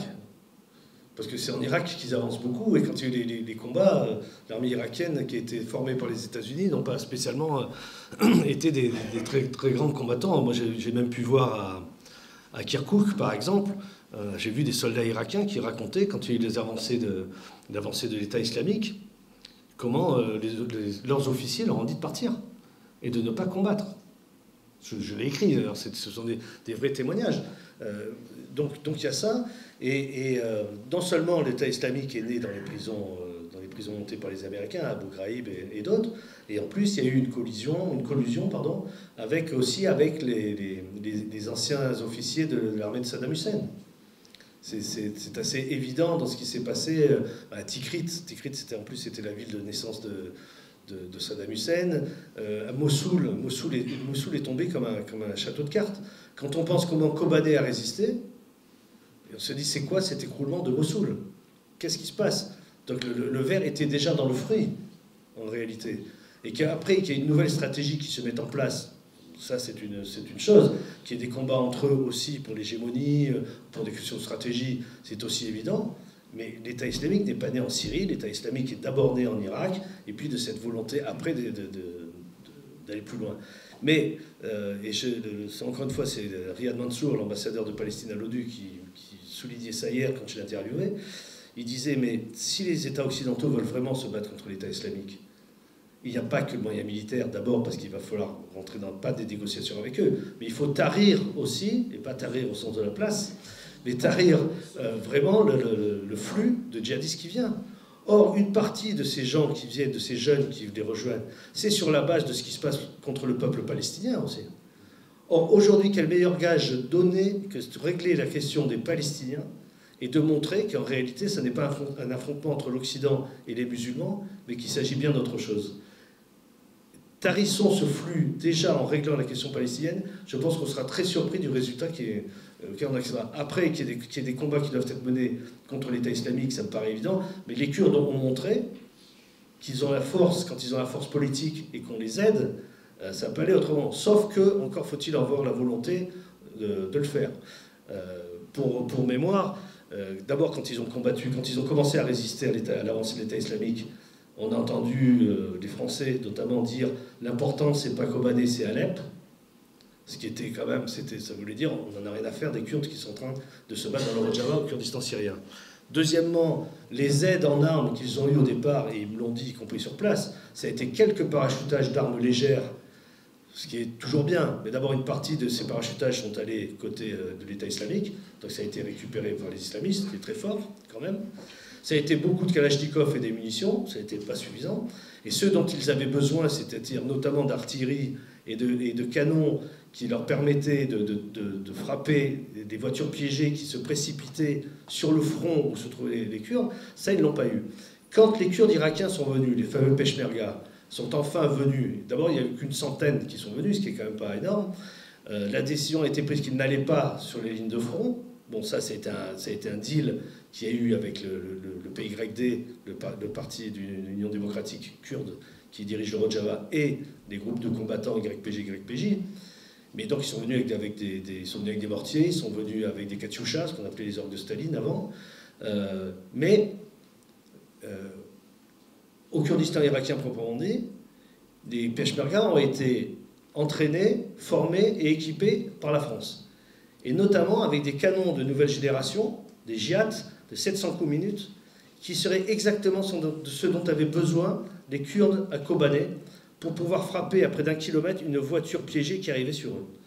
Et pour avoir subi, quand je suis rentré le vendredi soir dans Kobané, le samedi matin, ils ont attaqué à la voiture piégée en venant de Turquie, donc y compris par les villages par lesquels je suis passé, parce que je suis rentré clandestinement à Kobané, ces gars-là devaient être déjà cachés dans les hameaux où je suis passé. Ils sont arrivés de la Turquie, ils sont arrivés avec des voitures piégées, ils ont fait sauter 2 voitures en essayant vraiment d'entrer, et il y a eu des combats, mais vraiment terribles, vraiment terribles. S'ils avaient eu ces canons-là, ça ne se serait pas produit. Or, je pose la question à un commandant Peshmerga qui était sur place, je lui dis pourquoi est-ce que vous n'êtes pas venu avec ces canons-là? Au début, il ne veut pas me répondre, je suis obligé de lui poser la question 4 fois. Et à la fin, il me dit, mais ces armes-là n'étaient pas pour Kobané. Je pense que quand il répond ça signifie bien que c'est une interdiction des Français de faire venir ces armes-là à Kobané. Pourquoi ils ne veulent pas faire venir ces armes-là à Kobané? Parce que je pense que ce que développent les Kurdes de Syrie ne leur convient pas. Parce que encore une fois, le lien avec le PKK ne leur convient pas.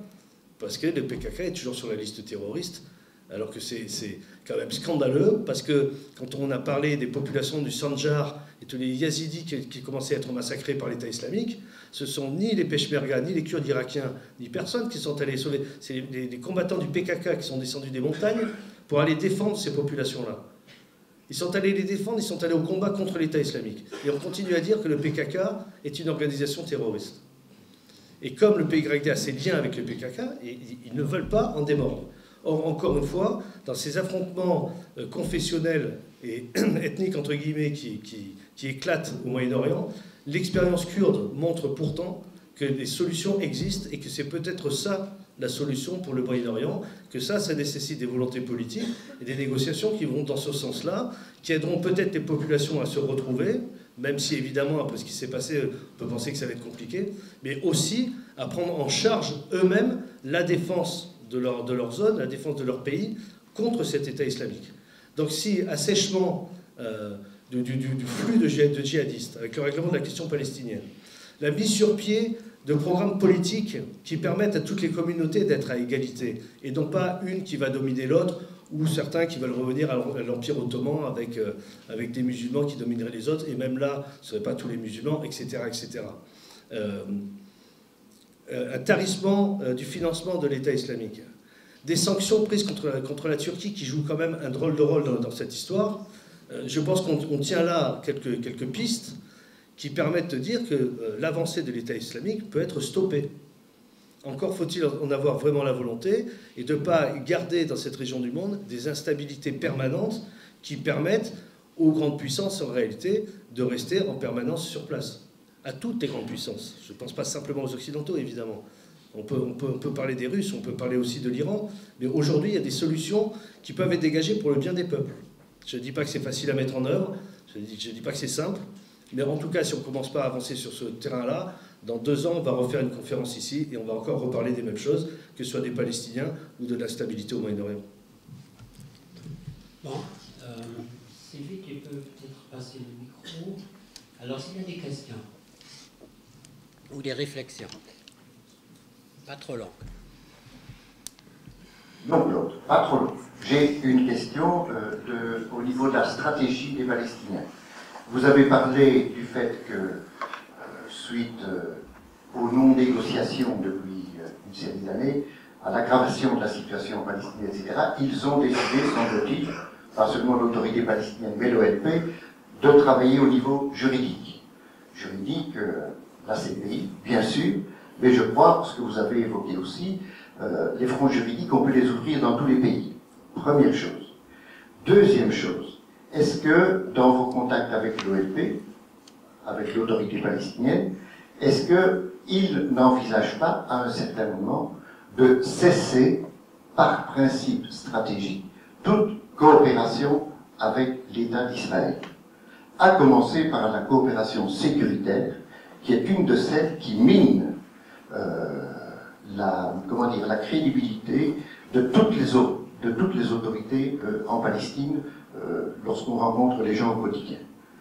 Ça. Et alors la troisième chose, parce que je crois que ça c'est quelque chose qui a déjà été envisagé, je ne sais pas où ça en est cette question aujourd'hui, la troisième chose, qu'est-ce qui fait que l'OLP, mais peut-être plus l'autorité palestinienne, ne soutient pas réellement le mouvement de résistance populaire en Palestine, y compris le BDS, y compris les actions des étudiants, etc. Et que, au contraire, elle les arrête et elle les met en prison. Parce que s'il y avait l'action aux 3 niveaux, juridique, cesser toute coopération avec Israël et soutenir le mouvement de résistance populaire, il me semblerait qu'il y aurait une donne quand même assez nouvelle.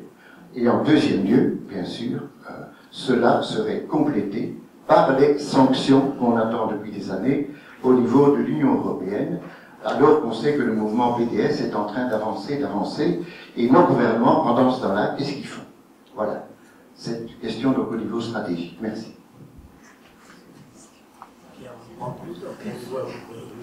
Oui, alors on prend encore 2 questions peut-être.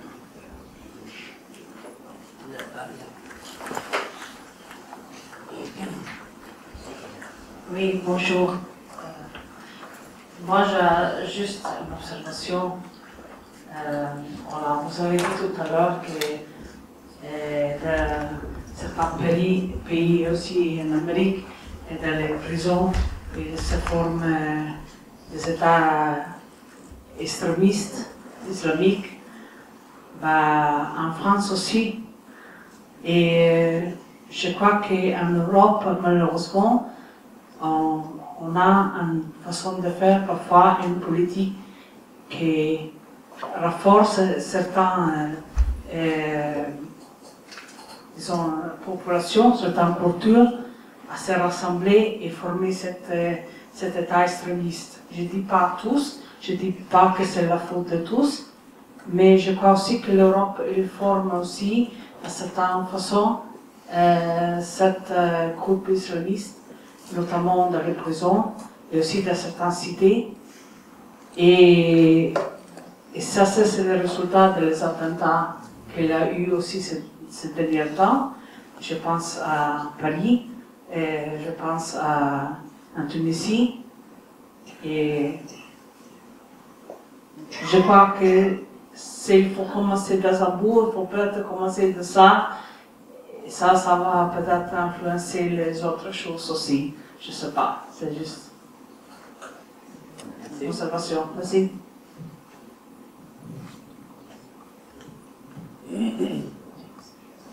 Moi, je voudrais savoir quelles sont vos conditions de travail et comment vous faites pour dire la vérité et ne pas être tué.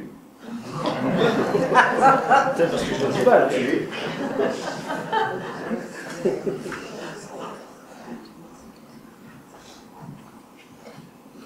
Bon, moi je voudrais seulement savoir par quel procédé Israël a bénéficié de cette étrange indulgence de la part des communautés internationales, primo.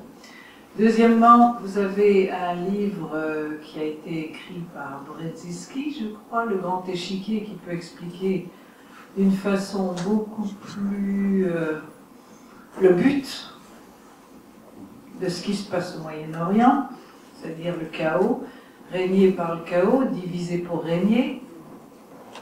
Troisièmement, que fait l'ONU?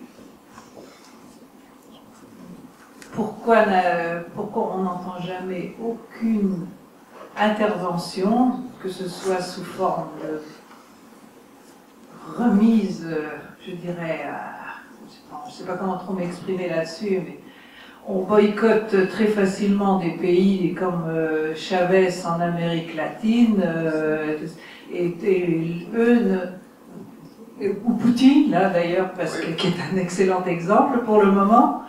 Et pourquoi il ne se passe jamais rien contre l'État d'Israël qui, en fait, massacre des gens innocents. On ne sait pas quelle est leur position.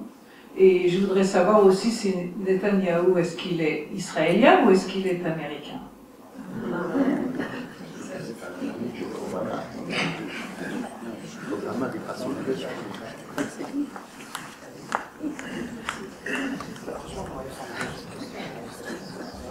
Bonsoir. Donc, je crois qu'il y a bien une conspiration avec cet État islamique.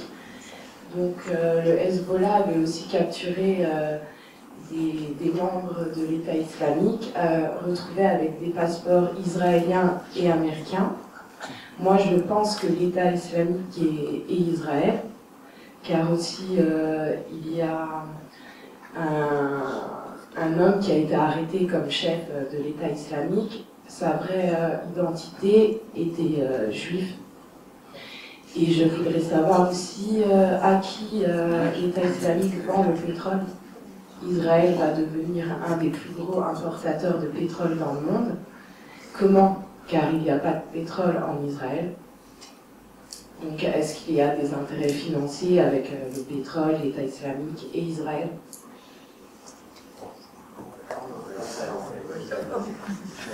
On est reparti pour une heure. Par quoi je commence? Je vais commencer vraiment par la question palestinienne d'abord.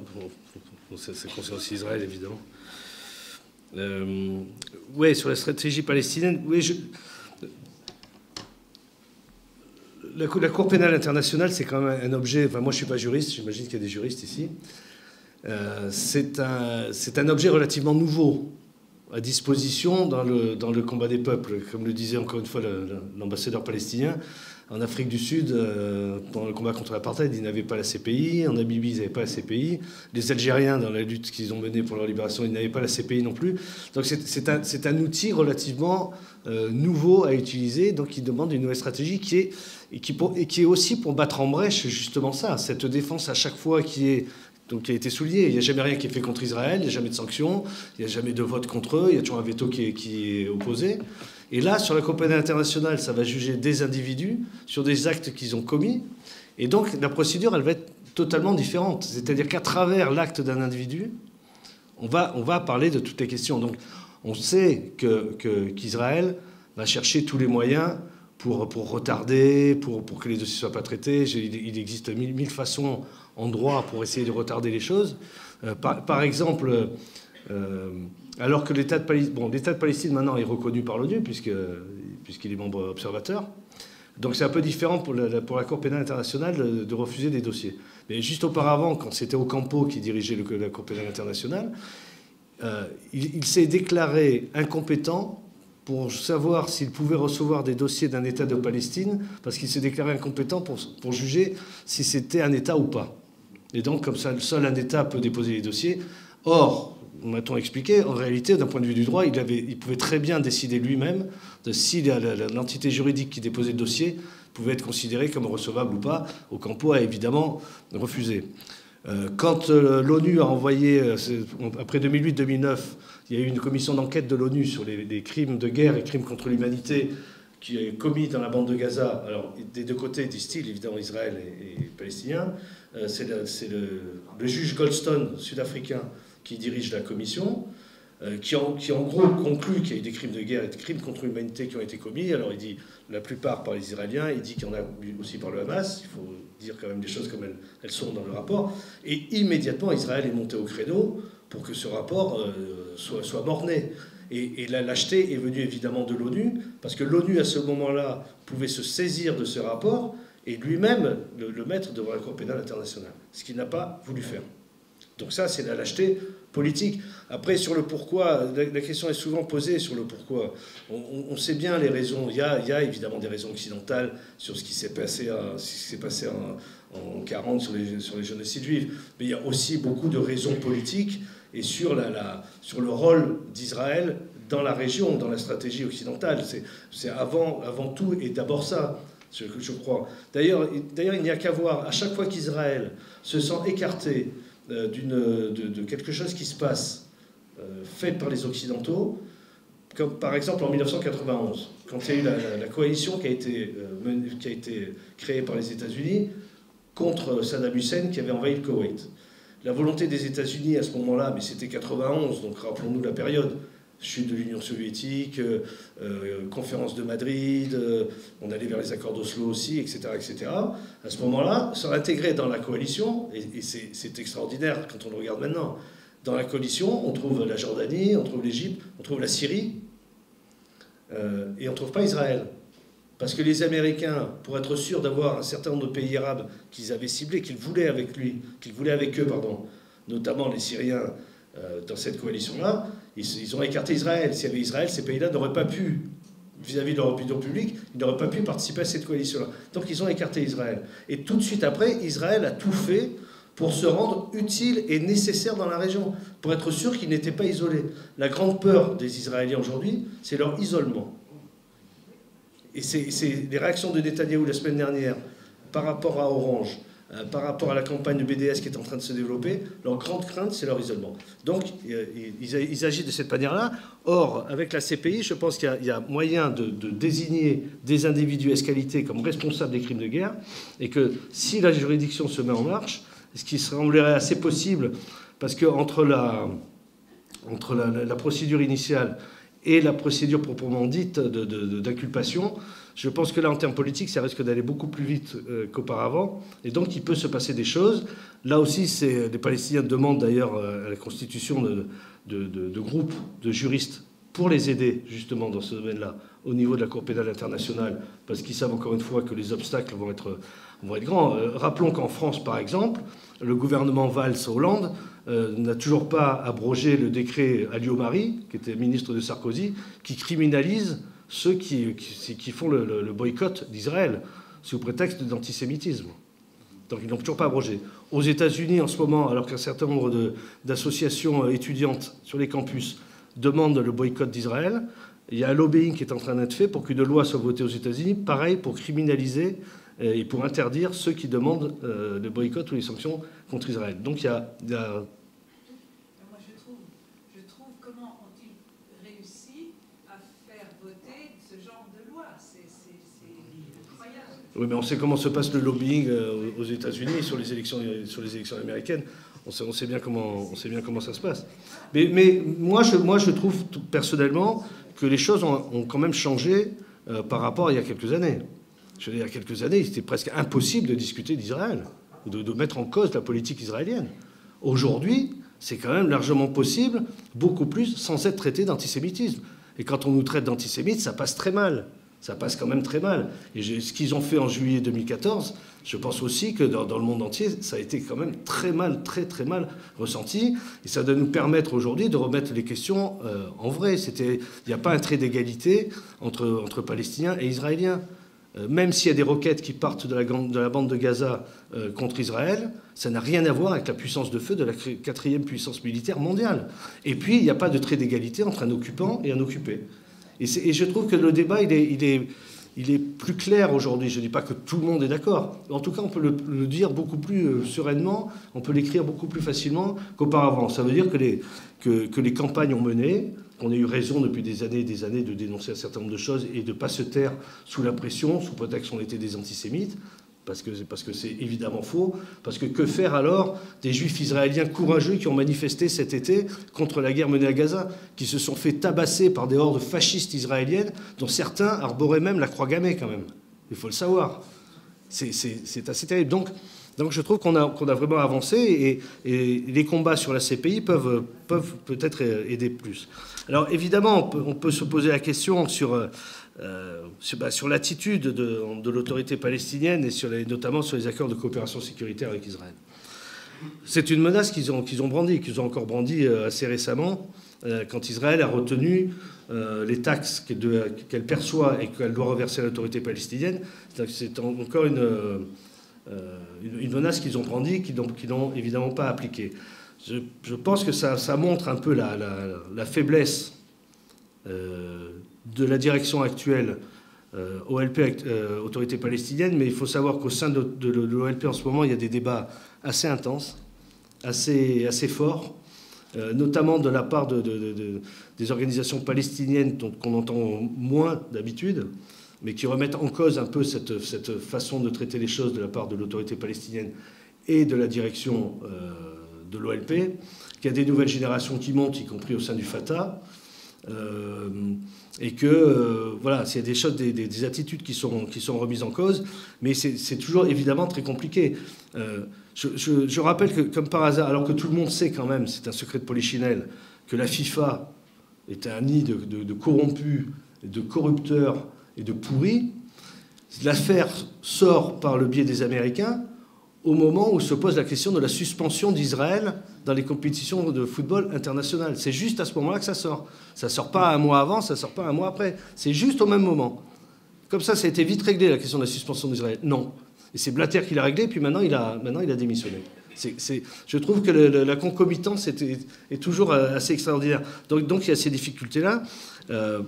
Et effectivement, sur le mouvement populaire palestinien, la question évidemment se pose dans les débats qui sont posés au sein de l'OLP et au sein des instances palestiniennes. C'est évidemment cette question, comment est-ce que les Palestiniens eux-mêmes sont intégrés dans la lutte, que ce ne soit pas simplement une lutte de l'autorité palestinienne ou de négociations dans lesquelles de soi-disant négociations dans lesquelles les Palestiniens seraient simplement des observateurs, des spectateurs. Donc, voilà, et de voir de quelle manière aujourd'hui ils peuvent agir comme ils l'ont fait auparavant sur des grèves massives, sur des manifestations. Et évidemment, on peut le regretter que l'autorité palestinienne trop souvent joue le rôle de gendarme israélien en réprimant des manifestations, en empêchant par exemple des manifestations devant la colonie d'Ofer où se trouve le tribunal militaire israélien, ou réprime des manifestations comme ça a eu lieu cet été à Jenin, de Palestiniens qui manifestaient contre la guerre menée à Gaza. Effectivement, mais cette attitude-là de certains dirigeants palestiniens, je pense qu'ils le paieront un jour ou l'autre, en espérant que ce ne soit pas le peuple palestinien qui le paiera. Mais je pense que les Palestiniens ont de la capacité en eux-mêmes. Je vais être optimiste sans jouer au donneur de leçons. Je pense que les Palestiniens ont la capacité d'eux Mais encore une fois, la pression est tellement forte aujourd'hui. Une simple chose, par exemple. Qu'est-ce que ça veut dire dans les territoires palestiniens aujourd'hui, le boycott des produits israéliens? Ça voudrait dire que les commerçants palestiniens aujourd'hui ferment boutique. Parce que les seuls produits qu'ils ont sont des produits israéliens. Et ça, dans une société marchande comme est la Palestine, c'est très compliqué à gérer. Parce que les commerçants, en général... Pourquoi ils ne peuvent avoir que des produits israéliens? Qu'est-ce qui les empêche d'avoir des produits israéliens? Parce que tout passe par Israël. Oui, mais là, ça commence déjà là. Qu'un pays interdise à un autre d'avoir des produits qui viennent d'autres pays, et là, ça devrait scandaliser tout le monde. Oui, mais ça scandalise. Ça scandalise, d'ailleurs. Ça scandalise.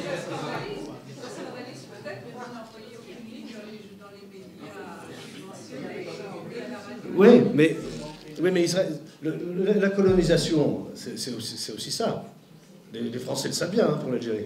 La colonisation, c'est aussi ça. Par exemple, en 2008-2009, quand ils ont attaqué la bande de Gaza, une des choses qu'ils ont faites, c'était de détruire tous les vergers du nord de la bande de Gaza. Donc il n'y a plus de fruits à Gaza. Moyennant quoi, Israël vend ses oranges, ses fruits, tout ça, dans la bande de Gaza, y compris pendant l'offensive au mois de juillet 2014. J'ai vu moi-même entrer des camions israéliens avec des fruits israéliens pour Gaza. Mais la communauté internationale devrait vraiment s'offusquer. Oui. C'est ça que l'ONU... Non, mais ça, je suis bien d'accord avec vous. Donc il y a des choses qui sont en train de se passer dans le mouvement politique palestinien, avec la complication de cette division existante, avec la complication de ce que représente l'islam politique dans la région, et cette contradiction, qui est quand même, ou un paradoxe, qui est d'intégrer dans le mouvement national palestinien l'islam politique palestinien.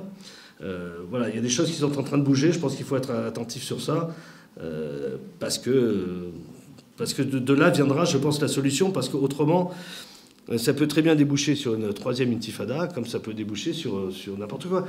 La prochaine génération, peut-être, dira c'est fini, on ne veut plus d'État palestinien, prenez-nous avec vous, les Israéliens, ce que ne veut évidemment pas Israël. Donc ça peut déboucher sur quelque chose d'assez catastrophique et plus que chaotique dans les années qui viennent. Alors, voilà, je pense avoir répondu en partie sur... oui, les grands pays aujourd'hui ne veulent pas prendre de sanctions contre Israël. Les sanctions, c'est bon pour la Syrie, c'est bon pour l'Iran, c'est bon pour l'Ukraine, pour la Russie, c'est bon pour plein de pays, mais c'est jamais bon pour Israël. Mais à nous aussi de forcer nos États à intervenir sur ces questions-là. Encore qu'au Luxembourg, vous avez un ministre des Affaires étrangères qui, à mon avis, intervient beaucoup plus sur cette question que celui de France, d'ailleurs. Mais bon, est beaucoup plus intéressant sur ce plan-là, je trouve. Mais bon. Voilà, que fait l'ONU? C'est exactement pareil. Il y a une utilisation du droit de veto à l'ONU qui, selon certains juristes, est une utilisation frauduleuse du droit de veto. Mais là aussi, c'est des arguties juridiques. Alors évidemment, ça rejoint la politique, mais la façon d'utiliser le veto est une utilisation politique. Le veto n'avait pas été fait pour ça. Le veto avait été créé lors de la création de l'ONU, et dans la charte de l'ONU, avait été créé pour mettre un veto sur des choses qui allaient à l'encontre de la charte de l'ONU. Pas l'inverse. C'est-à-dire que là, le veto est utilisé pour dire OK à ceux qui violent la charte de l'ONU. Donc c'est intéressant. Par exemple, les Américains ont dans leur loi le fait qu'ils, normalement, ils n'ont pas le droit de vendre des armes à des pays qui violent la charte de l'ONU. Donc voilà, mais ils vendent quand même des armes... Ils vendent... C'est une vaste hypocrisie. Je crois, moi, encore une fois, je ne suis pas juriste, mais je crois que le droit est une matière éminemment politique. C'est fait pour ça, d'ailleurs. Je crois. Le droit international, ça avait été plus ou moins créé quand il y avait un peu plus de mouvements progressistes. Puis on voit l'utilisation qui en est faite dès qu'il n'y a pas de contre-pouvoir, je crois. Voilà, puis les sanctions de l'Union européenne, c'est exactement pareil. L'Union européenne aurait les moyens aujourd'hui de suspendre les accords d'échange qu'il a avec Israël, qui fait qu'Israël est quasiment un 26e État de l'Union européenne, et il ne le fait pas. Mais là aussi, mais à quel moment cette lâcheté politique est sanctionnée? Je ne sais pas ici, mais en France, quand il y a des élections, il n'est jamais question des questions internationales. On ne parle jamais des questions internationales. ce n'est jamais mis en débat. On parle un peu de l'Europe, mais de la question internationale, jamais. Or, le président de la République en France, c'est le chef des armées. Et par exemple, quand Hollande a été élu en 2012, le premier voyage à l'extérieur qu'il a fait, c'était pour se rendre à l'Assemblée générale de l'OTAN, à Chicago. Je trouve que ça en dit beaucoup, quand même, de se rendre dans cet organisme militaire et que la France y participe. Or, on dit aux gens, ça ne vous intéresse pas, c'est trop compliqué pour vous, et on ne peut pas intervenir. Donc les gens se sentent quand même un peu dessaisis des questions internationales, se disent qu'ils ne peuvent pas intervenir dessus. Et moi, je pense qu'au contraire, d'abord, ce genre de débat aide un peu, enfin, j'espère, aide à mieux comprendre la situation, à voir la complexité, mais en même temps de la comprendre, la complexité. Et en même temps, ça doit nous amener, évidemment, à intervenir partout, à tous les niveaux, pour demander des comptes à ceux qui sont censés prendre des décisions ou avoir des votes sur ces questions-là. Je pense qu'il ne faut pas hésiter. Aux États-Unis, ils le font régulièrement. Et sur certaines choses, sur des votes au Congrès, ils gagnent même. Mais c'est vraiment en harcelant les élus, quoi. C'est-à-dire en étant devant chez l'élu de tel coin, en lui faisant l'enfer dès qu'il sort de chez lui, en le poursuivant toute la journée. Et ils font ce travail de pression permanente pour essayer d'avoir... Est-ce que nous, on le fait? Peut-être que ça aussi, c'est à envisager. Comme ce sera envisagé, c'est encore une fois sur l'histoire de la saisie des tribunaux nationaux sur des crimes de l'humanité commis ailleurs, de voir aussi la réaction des élus et de voir la réaction de ceux qui sont censés prendre un certain nombre de décisions au Parlement, ou de quelle manière ceux qui ont voté pour la reconnaissance de l'État de Palestine au Parlement français, par exemple, ou au Parlement à Luxembourg, de quelle manière ils font vivre cette décision-là, et de quelle manière ils vont la pousser plus loin en se disant que ça n'est pas suffisant, et que la reconnaissance par la France, puisque c'était un vœu qu'ils émettaient auprès du gouvernement sur la reconnaissance de l'État de Palestine, comment est-ce qu'ils poussent, justement, pour que ce soit fait, avec ce grand paradoxe, quand même. Parce qu'il y a quand même une majorité socialiste au Parlement en France. Et à l'Assemblée nationale, c'est un gouvernement socialiste et ils n'arrivent pas à le pousser. Donc c'est assez bizarre. Mais voilà, je pense qu'il y a vraiment des possibilités. Je ne sais pas si j'ai répondu à tout. Et sur Brzezinski, mais bon, voilà, Brzezinski, dans ses vieux jours, il avoue toutes les choses, donc je pense qu'il est intéressant. J'ai eu une fois l'occasion de déjeuner avec lui. Il y avait une réunion d'un think tank à Monaco. Et c'était assez extraordinaire parce qu'il avouait toutes les choses. Par exemple, il disait ce qui était dans le livre de ce journaliste américain dont je vous ai parlé tout à l'heure, Seyed Ejian. Il m'a répété ce qu'il y avait dans le bouquin. Il disait, oui, nous avons voulu que les Soviétiques aient leur Vietnam et nous avons tout fait pour qu'ils aillent en Afghanistan. Alors, les Soviétiques sont tombés dans le piège, c'était clair. Mais, voilà, en utilisant la Chine pour faire des grandes oreilles, donc pour écouter les Soviétiques, etc. etc. Et Brzezinski est très clair sur ça. Je veux presque dire qu'il faut le lire. Mais je trouve qu'on n'en parle pas assez. Parce que ça éclairerait beaucoup de monde sur ce qui nous attend aussi, un petit peu. Voilà, c'est ce que j'allais dire. Moi j'en parle dans mon journal. Bon. Oui, mais l'humanité... Bon, je pense que peut-être... Ah oui, pardon. Ah oui, sur mes conditions de travail, c'est ça? Comment vous restez toujours vivant? Je suis toujours vivant parce que je voulais venir à cette conférence et je voulais absolument rester en vie pour ça. Non. Moi, je suis vivant, mais il y a beaucoup de journalistes qui ont été tués quand même. Je veux dire, on sait quand on va dans ces zones-là qu'il y a des risques.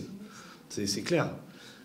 Je pense malheureusement, et ça peut peut-être paraître bizarre, mais je pense que la précarisation de notre profession, le fait que les journaux, parce que j'en parlais tout à l'heure avec un journaliste luxembourgeois, le fait que les journaux envoient de moins en moins leur personnel, leurs salariés, leurs journalistes, et qu'ils utilisent des pigistes sur place, fait que ces pigistes-là, pour gagner de l'argent, pour avoir une reconnaissance, pour se faire un nom, pour essayer d'être embauchés par la suite, ils vont prendre plus de risques que les autres.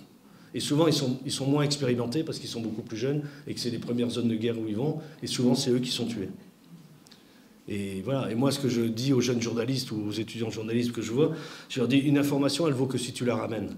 Si on est obligé de la récupérer sur ton cadavre, ça ne va pas servir à grand-chose. Donc voilà, l'expérience peut aider, mais le risque zéro, ça n'existe pas dans ces zones-là. Tu peux prendre une bombe sur la gueule, tu peux te faire flinguer, tu peux te faire égorger, mais on le sait. Après, on essaye de pas tomber là-dedans, mais ça fait partie. Mais la peur, en même temps, aide à prendre un peu moins de risques. C'est quand tu as moins peur que tu prends plus de risques. Que vous, pardon. Qui se cache. Ouais, donc, on est obligé de passer. Là, pour Kobané, les Turcs nous empêchaient d'entrer. Il fallait qu'on essaie d'entrer. Mais en 2002, je suis rentré dans le camp de réfugiés de Jenin, qui était envahi par les Israéliens. Là aussi, ils nous empêchaient d'entrer. Donc j'étais obligé d'essayer je suis rentré par le haut du camp, en me cachant, et en étant après recueilli par des familles palestiniennes. Et d'ailleurs, c'est souvent les femmes, d'ailleurs, on ne le dit pas assez, mais les femmes à Kobané, par exemple, ont un rôle extraordinaire, y compris qu'elles dirigent des bataillons armés, des groupes armés. Moi, j'ai vu des nanas de 19 ans, 20 ans, parler à des gars qui avaient l'air assez aguerris comme combattants. Certains venaient, il faut le dire, du PKK, qui venaient des montagnes turques, qui avaient déjà 10 ans de bagarre contre l'armée turque. Et les gars, ils acceptaient d'être sous les ordres d'une nana de 20 ans, et ça fonctionnait comme il fallait. Hein. C'était extraordinaire. Mais, j'ai encore un trou, pourquoi je parlais des femmes ? Voilà, pareil dans le camp de réfugiés de Jenin, comme j'étais entré par le haut du camp, c'est les femmes qui m'ont ouvert la voie, en disant si des soldats israéliens étaient là ou pas là, qui me permettaient d'avancer, et qui prenaient les risques quasiment elles, en avançant pour me permettre à moi de pouvoir voir ce qui se passait, d'essayer d'interroger des gens. Donc il y a un courage qui est assez extraordinaire, mais encore une fois, on n'est jamais à l'abri de ce qui peut se passer. Pour ressortir de Kobané, c'était presque pire que pour y entrer. Parce que là, les Turcs, vous pénétrez sur leur territoire, à la limite, ils peuvent se dire qu'ils ont le droit de vous tirer dessus et de vous tuer, sans aucun problème. Donc voilà, on mesure ce risque, on le sait. Encore une fois, c'est souvent... je parlais des journalistes palestiniens tout à l'heure, parce qu'ils sont vraiment la cible. Et puis les jeunes journalistes qui prennent trop de risques ou qui ne savent pas toujours trop, quoi. Mais ça peut très bien m'arriver aussi, comme c'est arrivé à des collègues à moi qui ont été tués, quoi. Mais est-ce qu'on vous laisse publier ce que vous voyez, ou est-ce que... Bon, heureusement, il y a Internet là maintenant et des journaux alternatifs, mais si les journaux ne publient pas ce que vous voyez ou ce que vous écrivez, comme ça arrive pratiquement, en tout cas en France, pour 99% des journaux, des grands médias, c'est quand même grave de prendre autant de risques pour ne pas le voir ou le dire. Ouais, mais moi je travaille à l'UMA, c'est publié.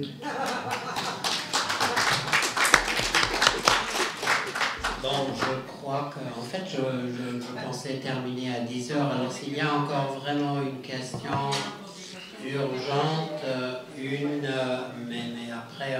Des questions qui n'ont pas été répondues. Ah oui, donc... Ah oui, pardon. Carole, tu avais une Pardon. question encore. Non, elle avait posé, j'ai pas répondu, pardon. Oui. Pardon.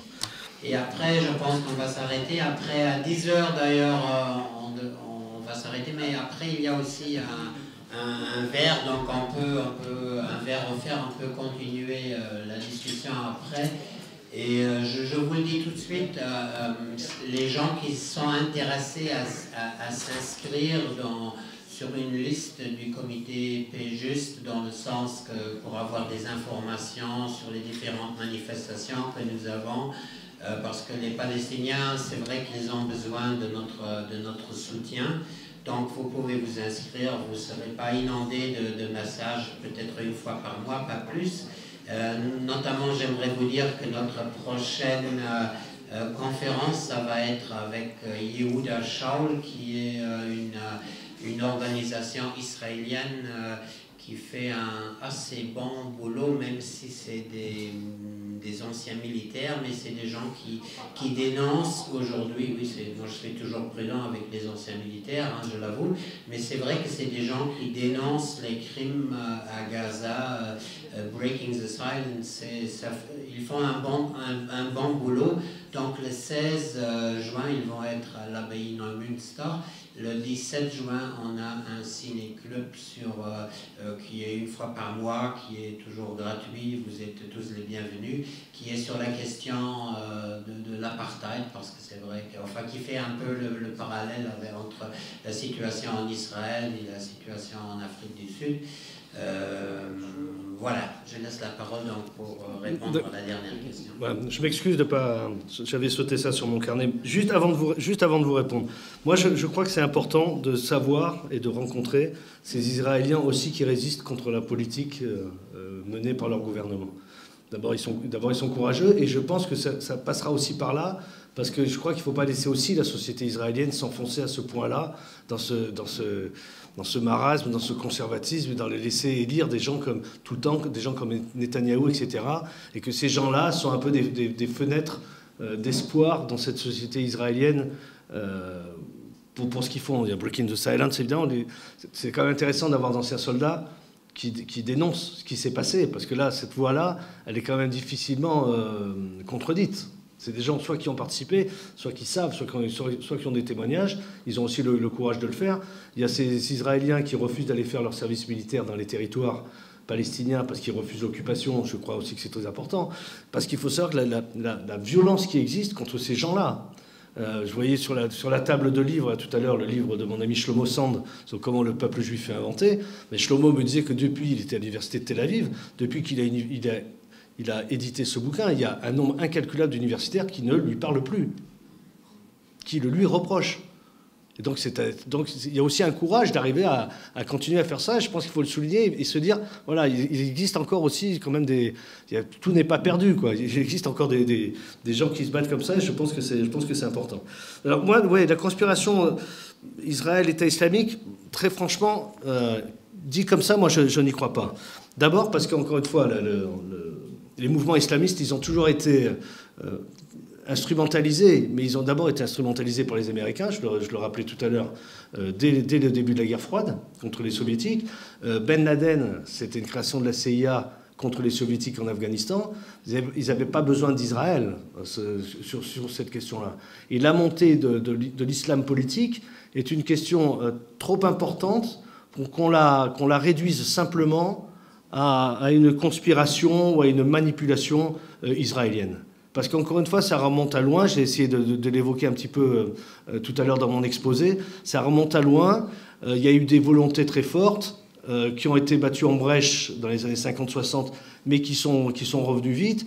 Encore une fois, la révolution iranienne a sécrété un certain nombre de choses. L'effondrement des pays socialistes aussi. Donc la fin de l'espoir aussi du nationalisme arabe, des questions progressistes. Donc tout ça a beaucoup aidé. Mais après, une fois que ce genre de mouvements sont créés, ou ce genre d'organisations de type État islamique sont créées, évidemment qu'il y a tout à craindre et tout à penser que les manipulations en interne pour un certain nombre de buts non avoués, il est évident, je le disais tout à l'heure, quand les Israéliens aident ces gens-là à être soignés, quand ils sont sur le plateau du Golan, aident à être soignés, c'est évident qu'il y a de fait, il y a quelque chose qui se passe entre eux. Parce qu'Israël, aujourd'hui, a tout intérêt à ce qui est le chaos qui se développe de cette manière-là, d'autant plus que, encore une fois, c'est l'axe Syrie-Iran qui est quand même visé. C'est l'axe Hezbollah, Syrie, Iran qui est visé. Donc Israël, qui était encore une fois qui était très silencieux au départ, là, il trouve aujourd'hui complètement son compte, d'autant plus que ça lui permet de dénoncer l'accord qui pourrait être signé avec l'Iran. Parce que ce qui gêne Israël, c'est pas la répression des progressistes ou des syndicalistes en Iran. C'est pas ça qui dérange Israël. C'est de trouver un grand... Alors que ça existe malheureusement en Iran, ou contre les Kurdes iraniens. C'est dans ce qui gêne Israël, c'est cette propension à l'Iran d'être une puissance, une grande puissance régionale, alors que très franchement, il n'y a pas velléité aujourd'hui de combattre de cette manière-là. Alors, il y a l'aide qui est apportée évidemment par rapport à la Syrie, il y a l'aide qui est apportée au Hezbollah, mais le but premier, c'est évidemment cette aide au Hezbollah. Parce que Israël n'a toujours pas digéré ce qui s'est passé en 2006, voire même auparavant, ils avaient déjà eu des défaites comme ça. Mais je rappelle qu'en 2006, ils pensaient là encore une fois venir bombarder, et ils l'ont fait salement comme ils savent si bien le faire, parce que moi j'étais basé dans le sud Liban à cette époque, à Tyr, et qu'ils sont quand même pas réussi ils ont pas réussi. Or, ils savent pertinemment qu'aujourd'hui, et c'est vrai que le Hezbollah est aidé par l'Iran, et plus qu'aidé, armé par l'Iran, et que des informations que j'ai pu avoir, ils ont encore plus d'armes qu'auparavant, le Hezbollah. Donc ce qui gêne Israël, c'est qu'aujourd'hui, ce qu'ils ont fait en 2006, ils ne peuvent plus le faire. Aujourd'hui, quasiment, une agression contre le Liban de la part d'Israël est impossible. Or, leur grande crainte aujourd'hui, c'est que si les choses ne se débloquent pas en Syrie, et pour avoir discuté avec des gens du Hezbollah en 2011, si les choses ne se débloquent pas aujourd'hui, il risque d'y avoir des attaques sur le nord d'Israël, de la part du Liban Sud. Et ça, Israël n'y tient absolument pas, parce qu'aujourd'hui, ils vont être incapables vraiment de résister à ça. Les missiles que détiennent le Hezbollah sont des missiles qui peuvent aller jusqu'à Tel Aviv, et qui peuvent aller même jusque dans les villes du sud israéliennes. Et donc, ils n'ont plus affaire aux 3 Kalachnikov des Palestiniens. Ils ont affaire à quelque chose qui est beaucoup plus dur, beaucoup plus fort. Or, les Israéliens, comme les Américains, ont le syndrome des sacs plastiques, c'est-à-dire du retour des cadavres de leurs soldats, de retour dans les familles. Et rien qu'à voir, quand le Hezbollah a détenu des Israéliens même morts, ils ont négocié la libération de centaines et de centaines de prisonniers pour récupérer 2 ou 3 corps. Et ça, ils le savent pertinemment. Or, pour eux, ne plus pouvoir attaquer sur le sud Liban, c'est quand même un gros problème. Donc ce qu'il faut, c'est couper complètement l'approvisionnement du Hezbollah. Donc c'est que la Syrie ne soit plus dans les mains du pouvoir actuel. Et c'est aujourd'hui continuer à essayer de mettre au banc de la communauté internationale l'Iran. Et donc c'est ça qui est fait. Et donc l'État islamique aujourd'hui, ça représente évidemment une belle opportunité dans ce qui se présente. Avec encore une fois toutes les difficultés et les contradictions, parce que par exemple le djihad islamique palestinien est resté à garder un certain nombre de liens avec le Hezbollah libanais, que l'Iran finance aussi un certain nombre de groupes palestiniens, et que donc là la division sunnite-chiite, elle est plus tellement percevable, et on voit mieux les enjeux géopolitiques et géostratégiques qui se dessinent. Donc voilà, il y a une utilisation qui est faite, c'est complètement évident. Les Turcs l'ont utilisé, Israël les utilise aussi. Voilà. Mais je ne pense pas, très franchement, moi je ne pense pas qu'il y ait de conspiration de ce type-là. Qu'il y ait une manipulation, qu'il y ait une utilisation, ça me paraît totalement évident. Qu'il y ait une infiltration de ce mouvement par des services de renseignement occidentaux et israéliens, ça me paraît clair aussi. On dit même d'ailleurs qu'un membre des services de renseignement français, un officier des services de renseignement français qui était une top dans l'État islamique, a été retourné et maintenant travaille complètement avec l'État islamique et fait partie des cibles que les Américains essaient d'éliminer, notamment par des bombardements ciblés. Donc voilà, tout ça existe, mais dans cette région du monde, le plus compliqué pour nous, c'est quand on s'aperçoit que les espions sont fait passer pour des journalistes. Et là, pour nous, après, ça devient très compliqué. C'est vrai que Laurent Fabius avait dit Al-Nusra fait du bon boulot, non, à l'époque. Bon, voilà. Attendez, attends. Vous pouvez dire c'est le pouvoir nucléaire d'Israël. Des personnes parlent, aucun pays, aucune organisation, mais tout le monde sait. Oui, non, je pense vous avez raison, c'est très intéressant parce que quand on voit comment Israël dénonce la possible possession de l'arme nucléaire par l'Iran, on peut s'étonner de son attitude, puisque là encore, c'est même plus un secret de polichinelle, parce que même Ehud Olmert, qui a été Premier ministre, l'a un jour dit qu'ils avaient l'arme nucléaire, et tout le monde sait pertinemment qu'ils ont l'arme nucléaire. D'ailleurs, c'est grâce aux Français qu'ils ont l'arme nucléaire.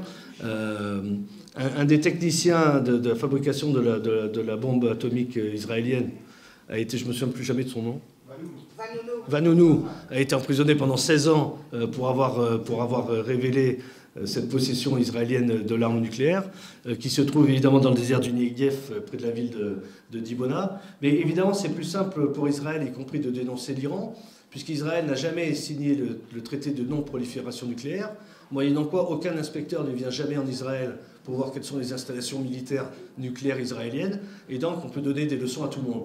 Pour ma part, je pense que l'important, c'est d'avoir un Moyen-Orient et voir un monde entier complètement dénucléarisé de toutes les armes de ce type.